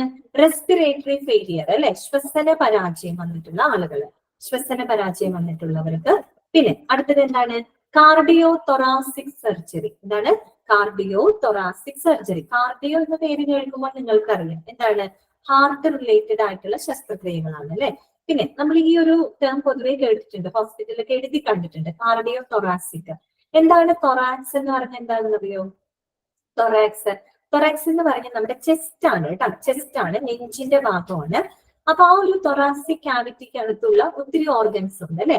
അപ്പൊ അവയ്ക്കൊക്കെ ഉണ്ടാകുന്ന ശസ്ത്രക്രിയകൾ, സർജറീസ് എന്ന് പറഞ്ഞാൽ ഇപ്പൊ നമ്മുടെ തൊറാസിക് ക്യാവിറ്റിക്ക് അകത്ത് സ്ഥിതി ചെയ്യുന്നതാണ് ലങ്സ് അല്ലെ. ഹാർട്ട് അല്ലാതെ ഹാർട്ടുണ്ട്, ഹാർട്ടിന് കൂടാതെ ലങ്സ് ഉണ്ട് അല്ലെ, ഈ പറയുന്ന ശ്വാസകോശം ഉണ്ട്, അതുപോലെ ഈസോഫാഗസ് ഉണ്ട്, അന്നനാളമുണ്ട്, മറ്റു പല ഓർഗൻസും ഉണ്ട് അല്ലെ. അപ്പൊ ഇവയൊക്കെ സംബന്ധമായിട്ടുള്ള ട്രീറ്റ്മെന്റുകളെയൊക്കെ കഴിഞ്ഞിട്ടുള്ള രോഗികളെ പരിചരിക്കുന്നത് എവിടെയായിരിക്കും? ICU-ലായിരിക്കും. അതാണ് cardio thoracic surgery. Cardio thoracic എന്ന് പറയുമ്പോൾ കാർഡിയോ ഹാർട്ട് ആണ്, ഓക്കെ. തൊറാസിക് എന്ന് പറയുമ്പോൾ അതിൽ എന്തൊക്കെ വരുന്നുണ്ട്? തൊറാസിക് ക്യാവിറ്റിക്ക് അകത്തുള്ള ഓർഗൻസും കൂടെ ഉൾപ്പെടുന്നതാണ് കേട്ടോ, അതൊന്ന് മനസ്സിലാക്കണേ. അപ്പൊ അത്തരം സർജറീസും കഴിഞ്ഞിട്ടുള്ള രോഗികളെ ICU-ലാണ് പരിചരിക്കുന്നത്. അതൊക്കെ മേജർ സർജറീസ് ആയിരിക്കും. പിന്നെന്താണ്? Complex spinal surgery. സ്പൈനൽ എന്ന് പറഞ്ഞാൽ എന്താണ്? നമ്മളുടെ നട്ടെല്ലാണ് അല്ലെ, നട്ടെല്ലാണ്. നമുക്കറിയാം നട്ടെല്ലിനൊക്കെ എന്തെങ്കിലും സംഭവിച്ചു കഴിഞ്ഞാൽ ഒരു പക്ഷെ നമ്മള് ജീവിതകാലം മുഴുവൻ കിടന്നൊക്കെ പോകും അല്ലെ. നട്ടെല്ലിനൊക്കെ എന്തെങ്കിലും അസുഖം വന്നാട്ടോ അല്ലെങ്കിൽ വേറെ ആക്സിഡന്റ് ഒക്കെ പോലെ തളർന്ന് കിടക്കേണ്ടി വരും ലൈഫ് ലോങ്. അപ്പോ ഇത്തരത്തില് സങ്കീർണമായിട്ടുള്ള നട്ടെല്ലിന്റെ ശസ്ത്രക്രിയ കഴിഞ്ഞിട്ടുള്ള പേഷ്യൻസിനെ എവിടെയാണ് പരിചരിക്കുന്നത്? ICU-ലാണ് പരിചരിക്കുന്നത്. കാര്യം എന്താണ്? അവർക്ക് ഒരു പക്ഷേ മാസങ്ങളോളം നീണ്ട റെസ്റ്റും കെയറിങ്ങും ഒക്കെ കൊടുക്കേണ്ടതായിട്ട് വരും. അപ്പൊ അങ്ങനെയുള്ള രോഗികളെ ICU-ല് ട്രീറ്റ് ചെയ്യും. പിന്നെന്താണ്? മേജർ ട്രോമ അല്ലെ. മേജർ ട്രോമ, വലിയ വലിയ ആഘാതങ്ങൾ അല്ലെ. ട്രോമ എന്ന് വെച്ചാൽ എന്താണ്?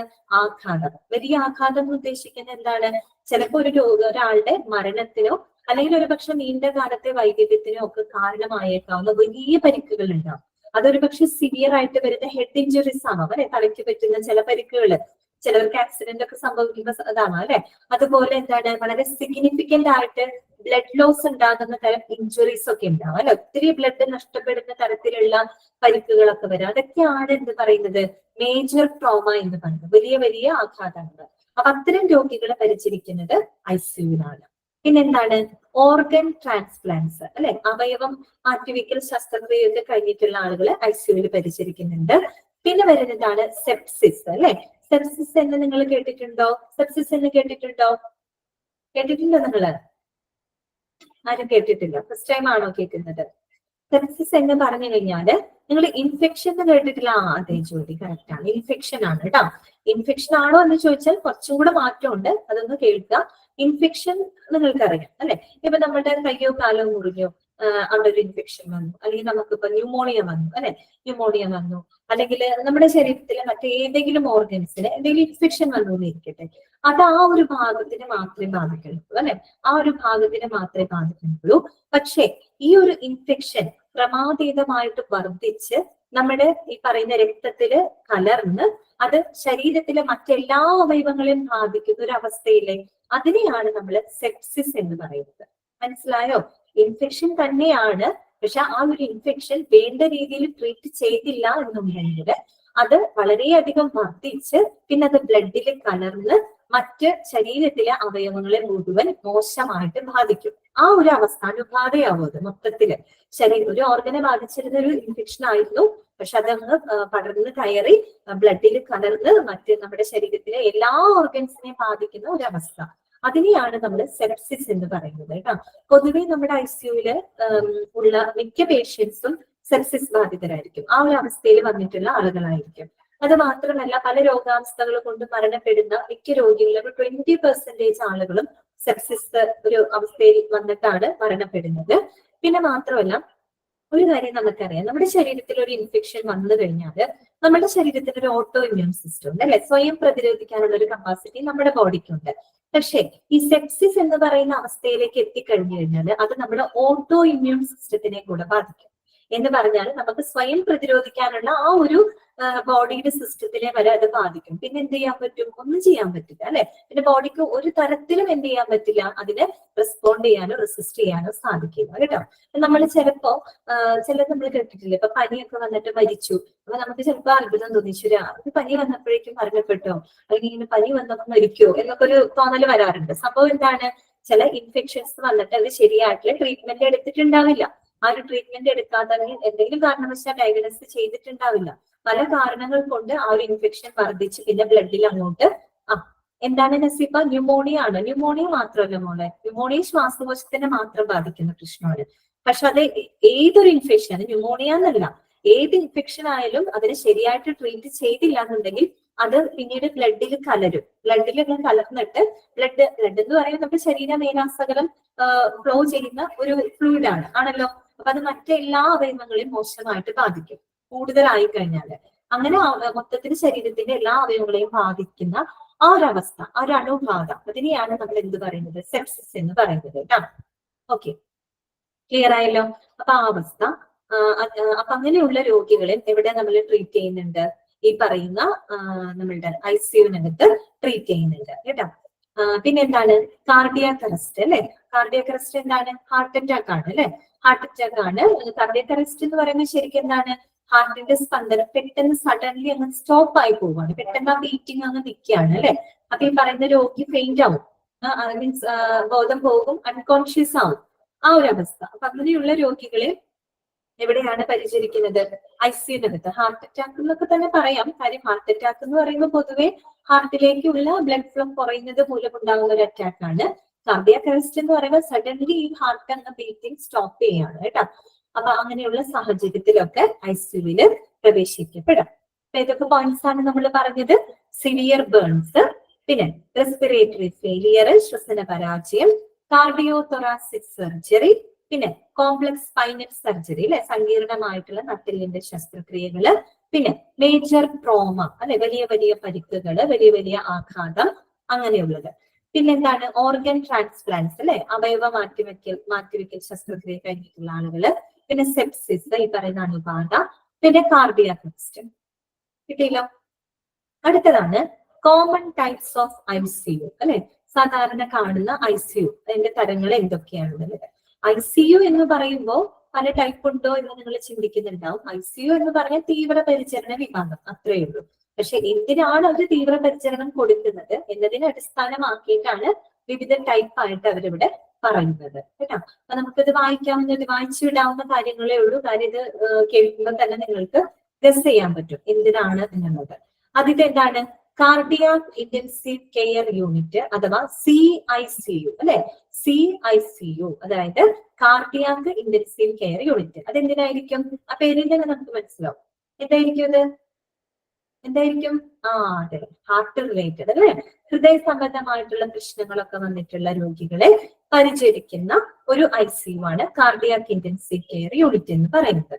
അടുത്തത് നോക്കിയേ, CVTS ICU. എന്താണ്? CVTS ICU അതായത് cardio vascular thoracic intensive care unit. നമ്മൾ നേരത്തെ പറഞ്ഞ കാർഡിയോ തൊറാസിക് സർജറിയും വാസ്കുലാർ സർജറീസും ഒക്കെ നടക്കുന്ന ICU ആണ്.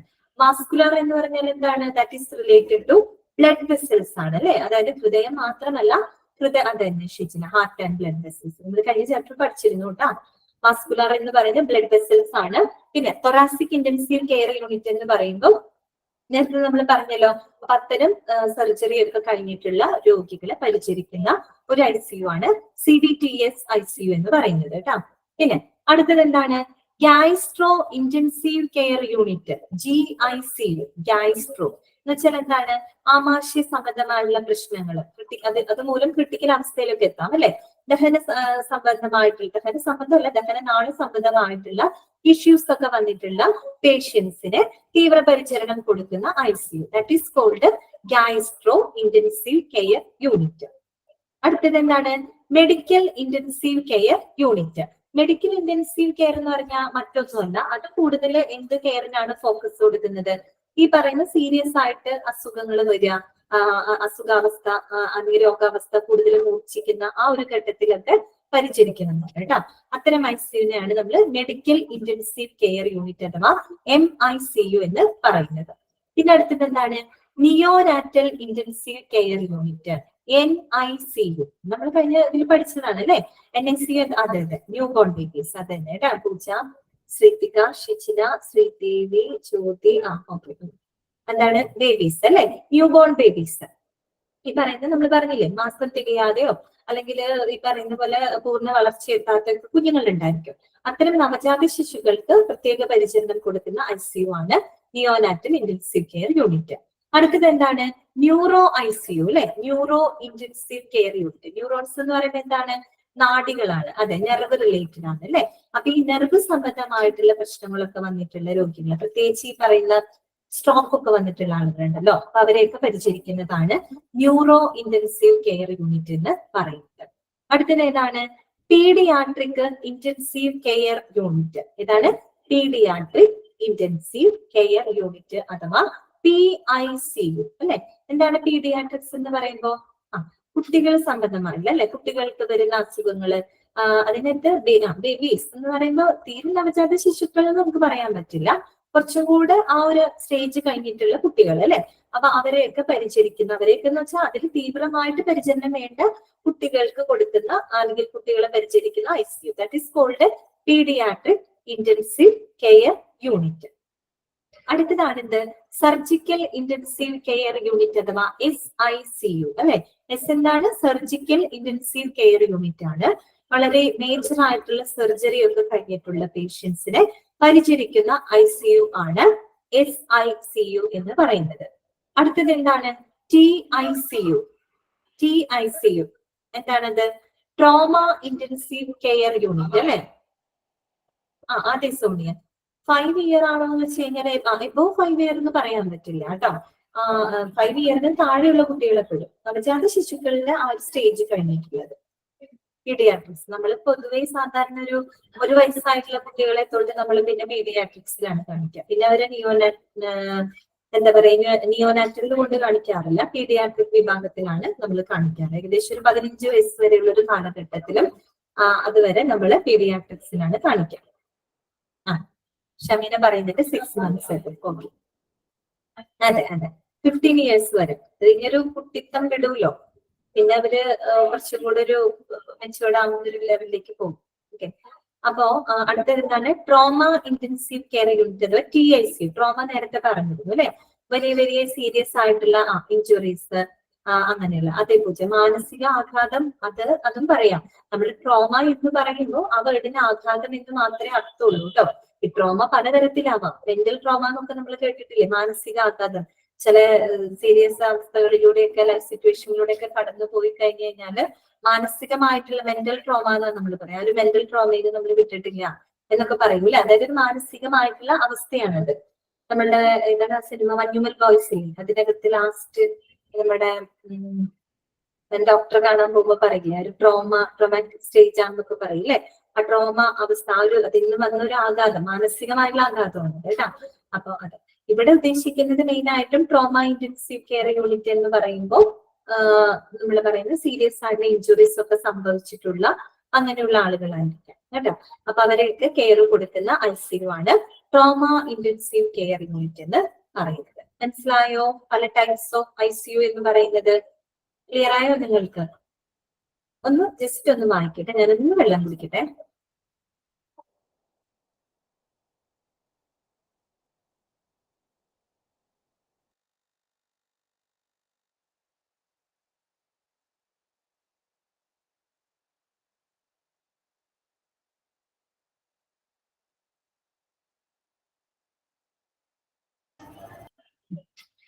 ഇനി അടുത്ത ഭാഗം, അപ്പൊ നമ്മൾ ICUവിൽ പരിചരിക്കുന്ന എങ്ങനെയുള്ള രോഗികളാണെന്നുള്ളത് നിങ്ങൾ മനസ്സിലാക്കിയിരുന്നു. ആ പോയിന്റ്സ് നിങ്ങൾ പഠിച്ചു വെക്കുന്നു കേട്ടോ. പിന്നെ ഈ കോമൺ ടൈപ്സ് ഓഫ് ICU പേര് കേൾക്കുമ്പോൾ തന്നെ കുറെ നമുക്ക് ഊഹിക്കാൻ പറ്റും. അതിന് വേറെ പ്രത്യേക നോട്ടൊന്നും എഴുതേണ്ട കാര്യമില്ല കേട്ടോ. ഇനി ക്ലാസിഫിക്കേഷൻ, അതൊന്ന് ജസ്റ്റ് പറയാണ്ട്, ജസ്റ്റ് ഞാൻ പറയുന്നുള്ളൂ. എന്തെങ്കിലും കാരണവശാൽ നിങ്ങൾക്കത് മനസ്സിലായില്ല എന്നുണ്ടെങ്കിൽ നാളത്തെ ക്ലാസ്സിൽ നമുക്കൊന്നുകൂടെ റിപ്പീറ്റ് ചെയ്യാം കേട്ടോ. ഒന്ന് പറയാം. Classification of ICU. On organisational structure. അതായത് ഈ പറയുന്ന ആ ഒരു സ്ട്രക്ചറിന്റെ ഓർഗനൈസേഷൻ അതിനെങ്ങനെ സ്ട്രക്ചർ ചെയ്തെടുത്തു, അല്ലെങ്കിൽ അതിന്റെ ഒരു സംഘാടനത്തിനനുസരിച്ചിട്ട് നമുക്ക് ICUവിനെ രണ്ടായിട്ടാണ് ക്ലാസിഫൈ ചെയ്യുന്നത്. എത്രയായിട്ടാണ്? ഓർഗനൈസേഷണൽ സ്ട്രക്ചർ ആണ് കേട്ടോ. ആ ഒരു സ്ട്രക്ചറിനെ അടിസ്ഥാനപ്പെടുത്തിക്കൊണ്ട് നമുക്ക് ICUവിനെ രണ്ടായിട്ടാണ് തരംതിരിക്കുന്നത്. ഏതൊക്കെയാണ് അതെന്ന്? ഒന്ന് ഓപ്പൺ യൂണിറ്റ് അല്ലെ, ഓപ്പൺ യൂണിറ്റ് ICU. രണ്ട് ക്ലോസ്ഡ് യൂണിറ്റ് ICU. എന്താണ്? ഓപ്പൺ യൂണിറ്റ് ICU, രണ്ടാമത്തത് ക്ലോസ്ഡ് യൂണിറ്റ് ICU. അപ്പൊ നമുക്ക് ആദ്യം ജസ്റ്റ് നിങ്ങൾ കേട്ടിരിക്കാം, എന്നിട്ട് നമുക്കത് വായിക്കാം. കാര്യം എന്താണെന്ന് വെച്ചാൽ സാധാരണ ഞാൻ വായിച്ചിട്ടാണ് നിങ്ങൾക്ക് എക്സ്പ്ലെയിൻ ചെയ്ത് തരാറ്. ഇത് നമുക്കൊന്ന് ജസ്റ്റ് പറയാം, എന്നിട്ട് അതൊന്ന് കേൾക്കാം, കേട്ടിട്ട് നമുക്കത് വായിക്കാം. അപ്പൊ കുറച്ചും കൂടെ നിങ്ങൾക്ക് മനസ്സിലാക്കാനായിട്ട് എളുപ്പമുണ്ടാവും. അതായത് നമുക്ക് ഫിസിഷ്യൻസ് ആരാണെന്നുള്ളത് നമ്മൾ പഠിച്ചല്ലേ. ഫിസിഷ്യൻസ് ഇതിലേക്ക് വരാട്ടോ, ഇതിലേക്ക് എത്താൻ വേണ്ടിയിട്ടാണ് പറയുന്നത്. ഫിസിഷ്യൻ എന്ന് പറയുമ്പോൾ എന്താണ്? ഡോക്ടേഴ്സ് ആണ്. അതെ, ഡോക്ടേഴ്സ് ആണ്. പക്ഷെ എന്താണ്? they are not specialized in one particular area of medicine. നമ്മൾ കഴിഞ്ഞ ക്ലാസ്സിൽ പഠിച്ചത്, കഴിഞ്ഞ ചാപ്റ്ററിൽ പഠിച്ചു അല്ലെ. ഒരു ഫിസിഷ്യൻ എന്ന് പറയുന്നത് ഡോക്ടറൊക്കെ തന്നെയാണ്. പക്ഷെ എന്താണ്? അതിന് മെഡിസിന്റെ ഒരു പെർട്ടിക്കുലർ വിഭാഗത്തിന് സ്പെഷ്യലൈസ് ചെയ്യുന്ന ആളുകളല്ല. പകരം എന്താണ്? ജനറൽ ആയിട്ടുള്ള മെഡിസിനിലാണ് അവര് സ്പെഷ്യലൈസ് ചെയ്തിരിക്കുന്നത് അല്ലെ. അത് നമുക്കറിയാം. പിന്നെ നമ്മൾ അറിയേണ്ട ഒരു കാര്യമാണ് ഇന്റൻസിവിസ്റ്റ് കേട്ടോ. ഇന്റൻസിവിസ്റ്റ് അത് ഈ ICU ആയിട്ട് ബന്ധപ്പെട്ടതാണ്. ICU എന്ന് പറയുമ്പോൾ എന്താണ്? ഇന്റൻസീവ് ആണ് അല്ലെ, ഇന്റൻസീവ് കെയർ യൂണിറ്റ് ആണ്. അപ്പൊ അതുമായിട്ട് ബന്ധപ്പെട്ട ആളാണ് ആര്? ഇന്റൻസിവിസ്റ്റ് എന്ന് പറയുന്നത്. ഇന്റൻസിവിസ്റ്റ് എന്ന് പറഞ്ഞു കഴിഞ്ഞാല് ഈ തീവ്ര പരിചരണം അർഹിക്കുന്ന രോഗികൾക്ക് എന്താണ് ഈ പറഞ്ഞ പോലെ കെയറിങ് കൊടുക്കാനായിട്ട് അതിൽ സ്പെഷ്യലൈസ്ഡ് ആയിട്ടുള്ള ഡോക്ടേഴ്സ്, അവരെയാണ് നമ്മൾ എന്ന് പറഞ്ഞ ശരിക്കും ICU ഉണ്ടല്ലോ, ICU ഹാൻഡിൽ ചെയ്യുന്ന ആ ഡോക്ടേഴ്സ്, അവരെയാണ് നമ്മൾ ഇന്റൻസിവിസ്റ്റ് എന്ന് പറയുന്നത്. എന്താണ് പറയാ? ഇന്റൻസിവിസ്റ്റ് എന്നാണ് പറയുക. ഓക്കെ, അപ്പൊ ഫിസിഷ്യൻ എന്താണെന്നും ഇന്റൻസിവിസ്റ്റ് എന്താണെന്നുള്ളതും നിങ്ങൾക്ക് ക്ലിയർ ആയെന്ന് വിചാരിക്കുന്നു. നമ്മൾ പറയുന്നത് ക്ലാസിഫിക്കേഷൻ ആണ് അല്ലെ. രണ്ട് തരം ക്ലാസിഫിക്കേഷൻ ഉണ്ടെന്ന് പറഞ്ഞു. ഒന്ന് ഓപ്പൺ യൂണിറ്റും മറ്റൊന്ന് ക്ലോസ്ഡ് യൂണിറ്റും. അപ്പൊ ആദ്യം നമുക്ക് ഓപ്പൺ യൂണിറ്റ് എന്താന്ന് പറയാം. ഓപ്പൺ യൂണിറ്റ് എന്ന് പറഞ്ഞു കഴിഞ്ഞാല് അവിടെ ഈ പറയുന്ന ഒരു ഫിസിഷ്യനെ, ഏതൊരു ഫിസിഷ്യനും രോഗിയെ പരിചരിക്കാനും പ്രവേശിപ്പിക്കാനുമുള്ള അധികാരം ഉണ്ടാകും. എന്താ ഞാൻ പറഞ്ഞത്? ഓപ്പൺ യൂണിറ്റിന്റെ കാര്യമാണ് കേട്ടോ പറഞ്ഞത്. എല്ലാ ഫിസിഷ്യന്മാർക്കും, ഒരു ജനറൽ, ഒരു പ്രൈമറി ഫിസിഷ്യന് ഒരു രോഗിയെ ഈ പറയുന്ന ICUലോട്ട് പ്രവേശിപ്പിക്കാനും പരിചരിക്കാനുമുള്ള ഒരു എന്താ പറയുക, പരിചരിക്കാനും സാധിക്കും എന്ന് പറഞ്ഞു കഴിഞ്ഞാൽ അവർക്ക് തീവ്രപരിചരണം കൊടുക്കുന്ന ആളുകള് എന്ന് പറയും ഇന്റൻസിവിസ്റ്റുകൾ ഉണ്ടല്ലോ, അവർക്ക് വലിയ റോൾ അവിടെ ഉണ്ടാകും. മനസ്സിലായോ? ഓപ്പൺ യൂണിറ്റ് ICUവിന്റെ കാര്യമാണ് ഞാൻ പറഞ്ഞത്. ഈ പറയുന്ന പാർട്ടിസിപ്പേറ്റ് ചെയ്യുന്ന എല്ലാ ഫിസിഷ്യന്മാർക്കും രോഗിയെ പ്രവേശിപ്പിക്കാനും പരിചരിക്കാനും അവകാശം ഉണ്ടാവും. അല്ലെങ്കിൽ അവരാണ് ആ ഒരു ഫിസിഷ്യന്റെ അണ്ടറിലായിരിക്കും ആ ഒരു പേഷ്യന്റ് എന്ന് പറയുന്നത്.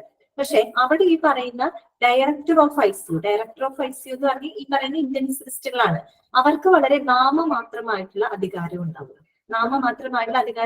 എന്ന് പറഞ്ഞാൽ അവർക്ക് ജസ്റ്റ് ഒരു കൺസൾട്ടേഷൻ കാര്യങ്ങൾ മാത്രമേ ഉണ്ടാവുള്ളൂ. അത് ശരിക്കും ശരിയായിട്ടുള്ള ഒരു നടപടിയാണെന്ന് തോന്നുന്നുണ്ടോ? ഇല്ല. കാര്യം എന്താണ്? നമുക്കറിയാം, ഒരു ICUവിൽ പ്രവേശിക്കപ്പെടുന്ന ഒരു രോഗി എന്ന് പറഞ്ഞാൽ അവർ തീവ്ര പരിചരണം അർഹിക്കുന്ന രോഗികളാണ്. അവർക്ക് അതിൽ സ്പെഷ്യലൈസ്ഡ് ആയിട്ടുള്ള ഇന്റൻസിവിസ്റ്റുകളുടെ സേവനമാണ് അവർക്ക് വേണ്ടത് അല്ലെ. അപ്പോ അങ്ങനെ ഒരു ഫിസിഷ്യൻ എന്ന് പറയുമ്പോൾ നമുക്ക് ഓൾറെഡി അറിയാം അവരെന്തല്ല, ഒരു മെഡിക്കൽ ഫീൽഡിൽ, ഒരു സ്പെഷ്യലൈസ്ഡ് പെർട്ടിക്കുലർ ഫീൽഡിൽ അവര് പറയുന്ന സ്പെഷ്യലൈസ്ഡ് അല്ല അല്ലെ, അവർ അത്തരം സ്പെഷ്യലിസ്റ്റുകളല്ല. അങ്ങനെയുള്ള ആളുകളെ രോഗിയെ പരിചരിക്കുക എന്ന് പറയുന്നതും ഈ പറയുന്ന ഇന്റൻസിവിസ്റ്റ് പോലെയുള്ള മെഡിക്കൽ ഈ പറയുന്ന ഡയറക്ടർ ഓഫ് ICUവിനൊക്കെ നിസ്സാരമായിട്ടുള്ള അധികാരം കൊടുക്കുക എന്ന് പറയുന്നത് ശരിയായിട്ടുള്ള ഒരു കാര്യം. അതാണ് ഓപ്പൺ യൂണിറ്റ് ICU എന്ന് പറയുന്നത്. അതേസമയം ക്ലോസ്ഡ് യൂണിറ്റ് ICU എന്ന് പറയുമ്പോൾ എന്താണ്? അവിടെ ഇന്റൻസിവിസ്റ്റുകൾക്കാണ് പ്രാധാന്യം എന്ന് പറഞ്ഞു കഴിഞ്ഞാല് അവർ ഈ പറയുന്ന ഫിസിഷ്യന്മാരുമായിട്ടും കൊളാബറേറ്റ് ചെയ്തുകൊണ്ടാണ്, സംയോജിപ്പിച്ചുകൊണ്ടാണ് അവരവരുടെ സേവനം കൊടുക്കുന്നത്. അപ്പൊ ഏതാണ് കേട്ടിട്ട് കൂടുതൽ ബെറ്റർ ആയിട്ട് ഫീൽ ചെയ്യുന്നത്? ക്ലോസ്ഡ് ICU ആണ് അല്ലെ. ക്ലോസ്ഡ് ICU ആകുമ്പോൾ അവിടെ ഇന്റൻസിവിസ്റ്റുകൾക്കാണ് കൂടുതൽ ഒരു എന്താ പറയാ ഒരു റോള് വരുന്നത്. അതുകൊണ്ട് തന്നെ അവരതിന് സ്പെഷ്യലൈസ്ഡും ആണ് അല്ലെ, തീവ്രപരിചരണം കൊടുക്കുന്നതിന് സ്പെഷ്യലൈസ്ഡും ആണ്. അപ്പൊ അത്തരം ആളുകൾ കൈകാര്യം ചെയ്യുന്നതാണ് ക്ലോസ്ഡ് യൂണിറ്റ് ICU എന്ന് പറയുന്നത്. മനസ്സിലായോ ഞാൻ ഇത്രയും പറഞ്ഞത്? ഇനി നമുക്കൊന്ന് വായിക്കാം കേട്ടോ. ഓപ്പൺ യൂണിറ്റ് അവ തമ്മിലുള്ളൊരു വ്യത്യാസമാണ് നിങ്ങൾ അവിടെ മനസ്സിലാക്കേണ്ടത് കേട്ടോ. അതുപോലെ എന്താണ് ഡ്രോബാക്ക് എന്നുള്ളതും അതിന്റെ പോരായ്മ എന്താണെന്നുള്ളതും ക്ലിയർ ആവാം. ഓപ്പൺ യൂണിറ്റ് ICU എന്ന് പറഞ്ഞാല് all attending physicians may admit and care for patients. ഇപ്പൊ പറഞ്ഞില്ലേ, ഈ പറയുന്ന എല്ലാ ഫിസിഷ്യൻസിനും പാർട്ടിസിപ്പേറ്റ് ചെയ്യുന്ന അറ്റൻഡ് ചെയ്യുന്ന എല്ലാ ഫിസിഷ്യൻസിനും എന്ത് ചെയ്യാം? രോഗിയെ പരിചരിക്കുകയും പ്രവേശിപ്പിക്കുകയും ചെയ്യാം. അവർക്ക് അതിനുള്ള അധികാരം കൊടുത്തേക്കാണ്. ട്രയേജ് ഡിസിഷൻ, ട്രയേജ് എന്നല്ല വായിക്കാം, ട്രയാഡ് എന്നാണ് കേട്ടോ വായിക്കാം. Triad decision false on director of ICU when there is a bed or staff shortage. അതായത് എന്താണ്, ഇപ്പൊ ഏതെങ്കിലും തരത്തില് ആ ഒരു ICUവിനകത്ത് ബെഡിന്റെ ഷോർട്ടേജോ അല്ലെങ്കിൽ സ്റ്റാഫിന്റെ ഷോർട്ടേജോ ഉണ്ടെങ്കിൽ അത്തരം കാര്യങ്ങളിൽ ട്രയാഡ് ഡിസിഷൻ എടുക്കാം. ട്രയാഡ് എന്ന് വെച്ചാൽ ഉദ്ദേശിക്കുന്നത് ശരിക്കും വിചാരണ എന്നുള്ളതാണ്. ഇവിടെ ഉദ്ദേശിക്കുന്നത് അങ്ങനെയുള്ള വിചാരണ തീരുമാനങ്ങൾ എടുക്കാനുള്ള അധികാരം ആർക്കാണുള്ളത്? Director of ICUവിനാണ്. എന്ന് പറഞ്ഞാൽ എന്റെ ഉദ്ദേശം മനസ്സിലായോ? ഡയറക്ടർ ഓഫ് ICU എന്ന് പറയുന്നത് ഇന്റൻസിവിസ്റ്റുകളാണ്. അവർക്ക് വെറും അങ്ങനെയുള്ള അധികാരം കൊടുത്തിട്ടുള്ളൂ. മനസ്സിലായല്ലോ? ആ ഒരു ICUവിനകത്ത് ഇപ്പൊ ബെഡിന്റെ വില ഷോർട്ടേജ് വരിക അല്ലെങ്കിൽ സ്റ്റാഫിന്റെ വില ഷോർട്ടേജ് വരിക, അങ്ങനെയുള്ള കാര്യങ്ങളിൽ തീരുമാനം എടുക്കാനുള്ള ഒരു ഒരു എന്താ പറയാ റെസ്പോൺസിബിലിറ്റി മാത്രമാണ് ഡയറക്ടർ ഓഫ് ICU അഥവാ ഇന്റൻസിവിസ്റ്റുകൾക്ക് കൊടുക്കുന്നുള്ളൂ. അത് ശരിയായിട്ടുള്ള ഒരു കാര്യമല്ല. കാര്യം എന്താണ്? അവർക്കാണ് അവിടെ മെയിൻ റോള് കൊടുക്കുന്നത്, അല്ലാണ്ട് ഫിസിഷ്യൻസിനല്ല. മനസ്സിലായല്ലോ? അത് തന്നെയാണ് ആ ഒരു യൂണിറ്റിന്റെ ഏറ്റവും വലിയ പോരായ്മ എന്ന് പറയുന്നത്. അപ്പൊ നോക്കൂ, നെക്സ്റ്റ് പാരഗ്രാഫ് വായിക്കാം. The major drawback of this concept is that these physicians might not have received specialized training for managing critically ill patients. That is the major drawback. മനസ്സിലായോ? ഈ പറയുന്ന രോഗികളെ കൈകാര്യം ചെയ്യുന്ന ഫിസിഷ്യൻസ് ആണെങ്കിൽ അവരെന്തല്ല, ഈ തീവ്രപരിചരണ രോഗികളെ കൈകാര്യം ചെയ്യുന്നതില് മാനേജ് ചെയ്യുന്നതിൽ ഒട്ടും എന്തല്ല സ്പെഷ്യലൈസ്ഡ് അല്ല. ക്ലിയർ ആണല്ലോ? അപ്പൊ അതാണ് ഓപ്പൺ യൂണിറ്റിന്റെ ഒരു ഡ്രോബാക്ക് എന്ന് പറയുന്നത്. ക്ലിയർ ആയോ ഞാൻ പറഞ്ഞത്? ണ്ടോ? നമ്മുടെ ക്ലാസ്സിന്റെ ടൈം ഏകദേശം തീരാറായി. അപ്പൊ ഞാൻ ഇന്നത്തെ ക്ലാസ്സിൽ ഇതൊന്നും കൂടെ നമുക്ക് അടുത്ത ക്ലാസ്സിൽ പറഞ്ഞു തുടങ്ങാം കേട്ടോ. ഞാൻ ജസ്റ്റ് ഒന്ന് തുടങ്ങി വെച്ചു എന്നേ ഉള്ളൂ. ഇന്നത്തെ ക്ലാസ്സിൽ പറഞ്ഞ കാര്യങ്ങൾ ഒന്നും കൂടെ എന്താണ് മെസ്സിഫ, ഇതെങ്ങനെ ഹോസ്പിറ്റലിലേക്ക് മനസ്സിലായില്ല. ഹോസ്പിറ്റലിൽ ശരിക്കും സാധാരണ നമ്മുടെ ഇന്ത്യയിലൊക്കെ ഹോസ്പിറ്റലില് ഓപ്പൺ യൂണിറ്റ്സ് ഇല്ല കേട്ടോ. ക്ലോസ്ഡ് യൂണിറ്റ് മാത്രമേ ഉള്ളൂ. കേട്ടോ. ഇനി അപ്പൊ നമ്മള് ഇന്നത്തെ ക്ലാസ്സിൽ എടുത്ത കാര്യങ്ങൾ ഒന്നുകൂടെ കൺക്ലൂഡ് ചെയ്ത് പറയാണ്. ലേറ്റ് ആയിട്ട് കയറിയവരൊക്കെ ഒന്ന് ശ്രദ്ധിക്കാം. നമ്മൾ ഇന്ന് ഈ പറയുന്ന ഡിപ്പാർട്ട്മെന്റ് ഓഫ് ഹോസ്പിറ്റലിലെ അഡ്മിനിസ്ട്രേറ്റീവ് ഡിപ്പാർട്ട്മെന്റ് ആണ് നമ്മൾ ഇന്നത്തെ ക്ലാസ്സിൽ തുടങ്ങിയത്. അതിന് തന്നെ അഡ്മിനിസ്ട്രേറ്റീവ് ഡിപ്പാർട്ട്മെന്റിന്റെ അണ്ടറിൽ 3 പേരാണ് വരുന്നത്. 1 human resources, 2 finance, 3 administrative. Okay, human റിസോഴ്സസിൽ എന്തൊക്കെ പോയിന്റ്സ് ആണ് നമ്മൾ പറഞ്ഞത്? ഈ പറയുന്ന എംപ്ലോയീസിനെ റിക്രൂട്ട് ചെയ്യുക, തെരഞ്ഞെടുക്കുക. ഇനി ഓർക്കുക കേട്ടോ, നിങ്ങൾ ആ പോയിന്റ്സ് ഓർക്കുക. തെരഞ്ഞെടുത്ത് ഒരു എംപ്ലോയീസ് ആയി എന്ന് വിചാരിക്കാം. അങ്ങനെയാണെങ്കിൽ എന്ത് ചെയ്യണം? ആ ഒരു എംപ്ലോയീസ് ആ ഒരു ഹോസ്പിറ്റലിൽ പാലിക്കേണ്ടതായിട്ടുള്ള എല്ലാ നയങ്ങളും നടപടിക്രമങ്ങളും പാലിക്കുന്നുണ്ടോ എന്നുള്ളത് ഉറപ്പുവരുത്തുക. പിന്നെ എന്താണ്? എംപ്ലോയീസിന് ഒരു ഗുഡ് സാറ്റിസ്ഫാക്ഷൻ കൊടുക്കുക, അല്ലെ? നല്ലൊരു സംതൃപ്തി കൊടുക്കുക. എങ്ങനെയാണ് സംതൃപ്തി കൊടുക്കാനായിട്ട് പറ്റുന്നത്? നല്ല തൊഴിൽ സാഹചര്യങ്ങൾ പ്രൊവൈഡ് ചെയ്യുക, അതുപോലെ പണമോ അല്ലാത്തതോ ആയിട്ടുള്ള മറ്റ് ആനുകൂല്യങ്ങൾ അവർക്ക് കൊടുക്കുക. പിന്നെ ഈ പറയുന്ന എംപ്ലോയീസ് മൂലം ഉണ്ടാകുന്ന ഏതെങ്കിലും മോശം സേവനങ്ങൾക്ക് നഷ്ടപരിഹാരം നൽകാനുള്ള ഉത്തരവാദിത്വം ആർക്കാണുള്ളത്? ഹ്യൂമൻ റിസോഴ്സിനാണ് ഉള്ളത്. അതാണ് നമ്മൾ പറഞ്ഞത് കേട്ടോ. ഫിനാൻസ് എന്തായിരുന്നു നമ്മൾ പറഞ്ഞത്? ഹോസ്പിറ്റലിൽ സാമ്പത്തികമായിട്ടുള്ള വശങ്ങൾ കൈകാര്യം ചെയ്യുന്നു, ബഡ്ജറ്റ് ഉണ്ടാക്കുന്നു, ഫ്യൂച്ചർ ഫിനാൻഷ്യൽ പ്ലാനുകൾ ഉണ്ടാക്കുന്നു, ഓരോ ഡിപ്പാർട്ട്മെന്റുകളും അവർക്ക് നവീകരിക്കുന്നതിന് വേണ്ടിയിട്ടുള്ള എല്ലാവിധ ഫിനാൻഷ്യൽ റിസോഴ്സസും പ്രൊവൈഡ് ചെയ്യുന്നു. ഇതൊക്കെയായിരുന്നു അതിനകത്ത് പറഞ്ഞത്, അല്ലെ? പിന്നെ അഡ്മിനിസ്ട്രേറ്റീവ് നമ്മൾ എന്താ പറഞ്ഞത്? ഈ പറയുന്ന ഡേ ടു ഡേ ഹോസ്പിറ്റലിൽ നടക്കുന്ന ഡേ ടു ഡേ കാര്യങ്ങളെ എല്ലാം തന്നെ മേൽനോട്ടം വഹിക്കുന്നു, ഹോസ്പിറ്റലുമായിട്ട് ബന്ധപ്പെട്ട എല്ലാ പേപ്പർ വർക്കുകളെയും പരിപാലിക്കുന്നു, പിന്നെ എല്ലാവിധ ഡിപ്പാർട്ട്മെന്റ്സുകളെയും സമന്വയിപ്പിച്ചുകൊണ്ട് മുന്നോട്ട് പോകും, അല്ലെ? പിന്നെ എല്ലാ ഡിപ്പാർട്ട്മെന്റുകളും അഡ്മിനിസ്ട്രേറ്റീവ് പ്രൊസീജിയേഴ്സ്, ഭരണപരമായിട്ടുള്ള നടപടിക്രമങ്ങൾ പാലിക്കുന്നുണ്ടോ എന്ന് ഉറപ്പുവരുത്തുക. ഇത്തരം കാര്യങ്ങളാണ് അതിനകത്ത് പറഞ്ഞത് കേട്ടോ. പിന്നെ നമ്മൾ ICU തുടങ്ങി. ICU എന്താണെന്നുള്ളത് നമുക്ക് ഓൾറെഡി അറിയാം. അവിടെ നിങ്ങൾ കൂടുതൽ മനസ്സിലാക്കേണ്ടത് എങ്ങനെയുള്ള രോഗികളെയാണ് നമ്മൾ ICUവിൽ പരിചരിക്കുന്നത്. നമ്മൾ പറഞ്ഞു, സിവിയർ ആയിട്ടുള്ള ബേൺസ് വന്നിട്ടുള്ള ആൾക്കാര്, കാർഡിയോതൊറാസിക് സർജറി കഴിഞ്ഞിട്ടുള്ള ആൾക്കാര്, കോംപ്ലിക്കേറ്റഡ് സ്പൈനൽ സർജറി കഴിഞ്ഞിട്ടുള്ള ആൾക്കാര്, സെപ്സിസ് ആയിട്ടുള്ള ആൾക്കാര്, കാർഡിയാക് അറസ്റ്റ് വന്നിട്ടുള്ള ആളുകള്, അങ്ങനെ കുറച്ച് പോയിന്റ്സ് നമ്മൾ പറഞ്ഞു. പിന്നെ ഡിഫറെന്റ് ടൈപ്സ് ഓഫ് ICU നമ്മൾ കണ്ടിരുന്നു. പിന്നെ നമ്മൾ ക്ലാസിഫിക്കേഷൻ ജസ്റ്റ് ഒന്ന് തുടങ്ങി വെച്ചിട്ടുണ്ട്. അത് നെക്സ്റ്റ് ക്ലാസ്സിൽ ഒന്നുകൂടെ നമുക്ക് റിപ്പീറ്റ് ചെയ്ത് പറഞ്ഞ് അങ്ങനെ കണ്ടിന്യൂ ചെയ്യാം കേട്ടോ. അപ്പൊ ഞാൻ അൺമ്യൂട്ട് ചെയ്യാണ്. എന്തെങ്കിലും ഡൗട്ട്സ് ഇന്നത്തെ ക്ലാസ്സിൽ ഉണ്ടെങ്കിൽ ചോദിക്കാം കേട്ടോ. എന്തെങ്കിലും ഡൗട്ട്സ് ഉണ്ടോ ഇന്നത്തെ ക്ലാസ്സിന്? ക്ലിയർ ആണോ? ക്ലിയർ ആണോ? ഓക്കെ. അപ്പൊ എല്ലാവരും ക്ലാസ് മനസ്സിലായെന്ന് ഞാൻ വിചാരിക്കുന്നു. അപ്പൊ നമുക്ക് നെക്സ്റ്റ് ക്ലാസ്സിൽ കാണാം കേട്ടോ. Okay, thank you.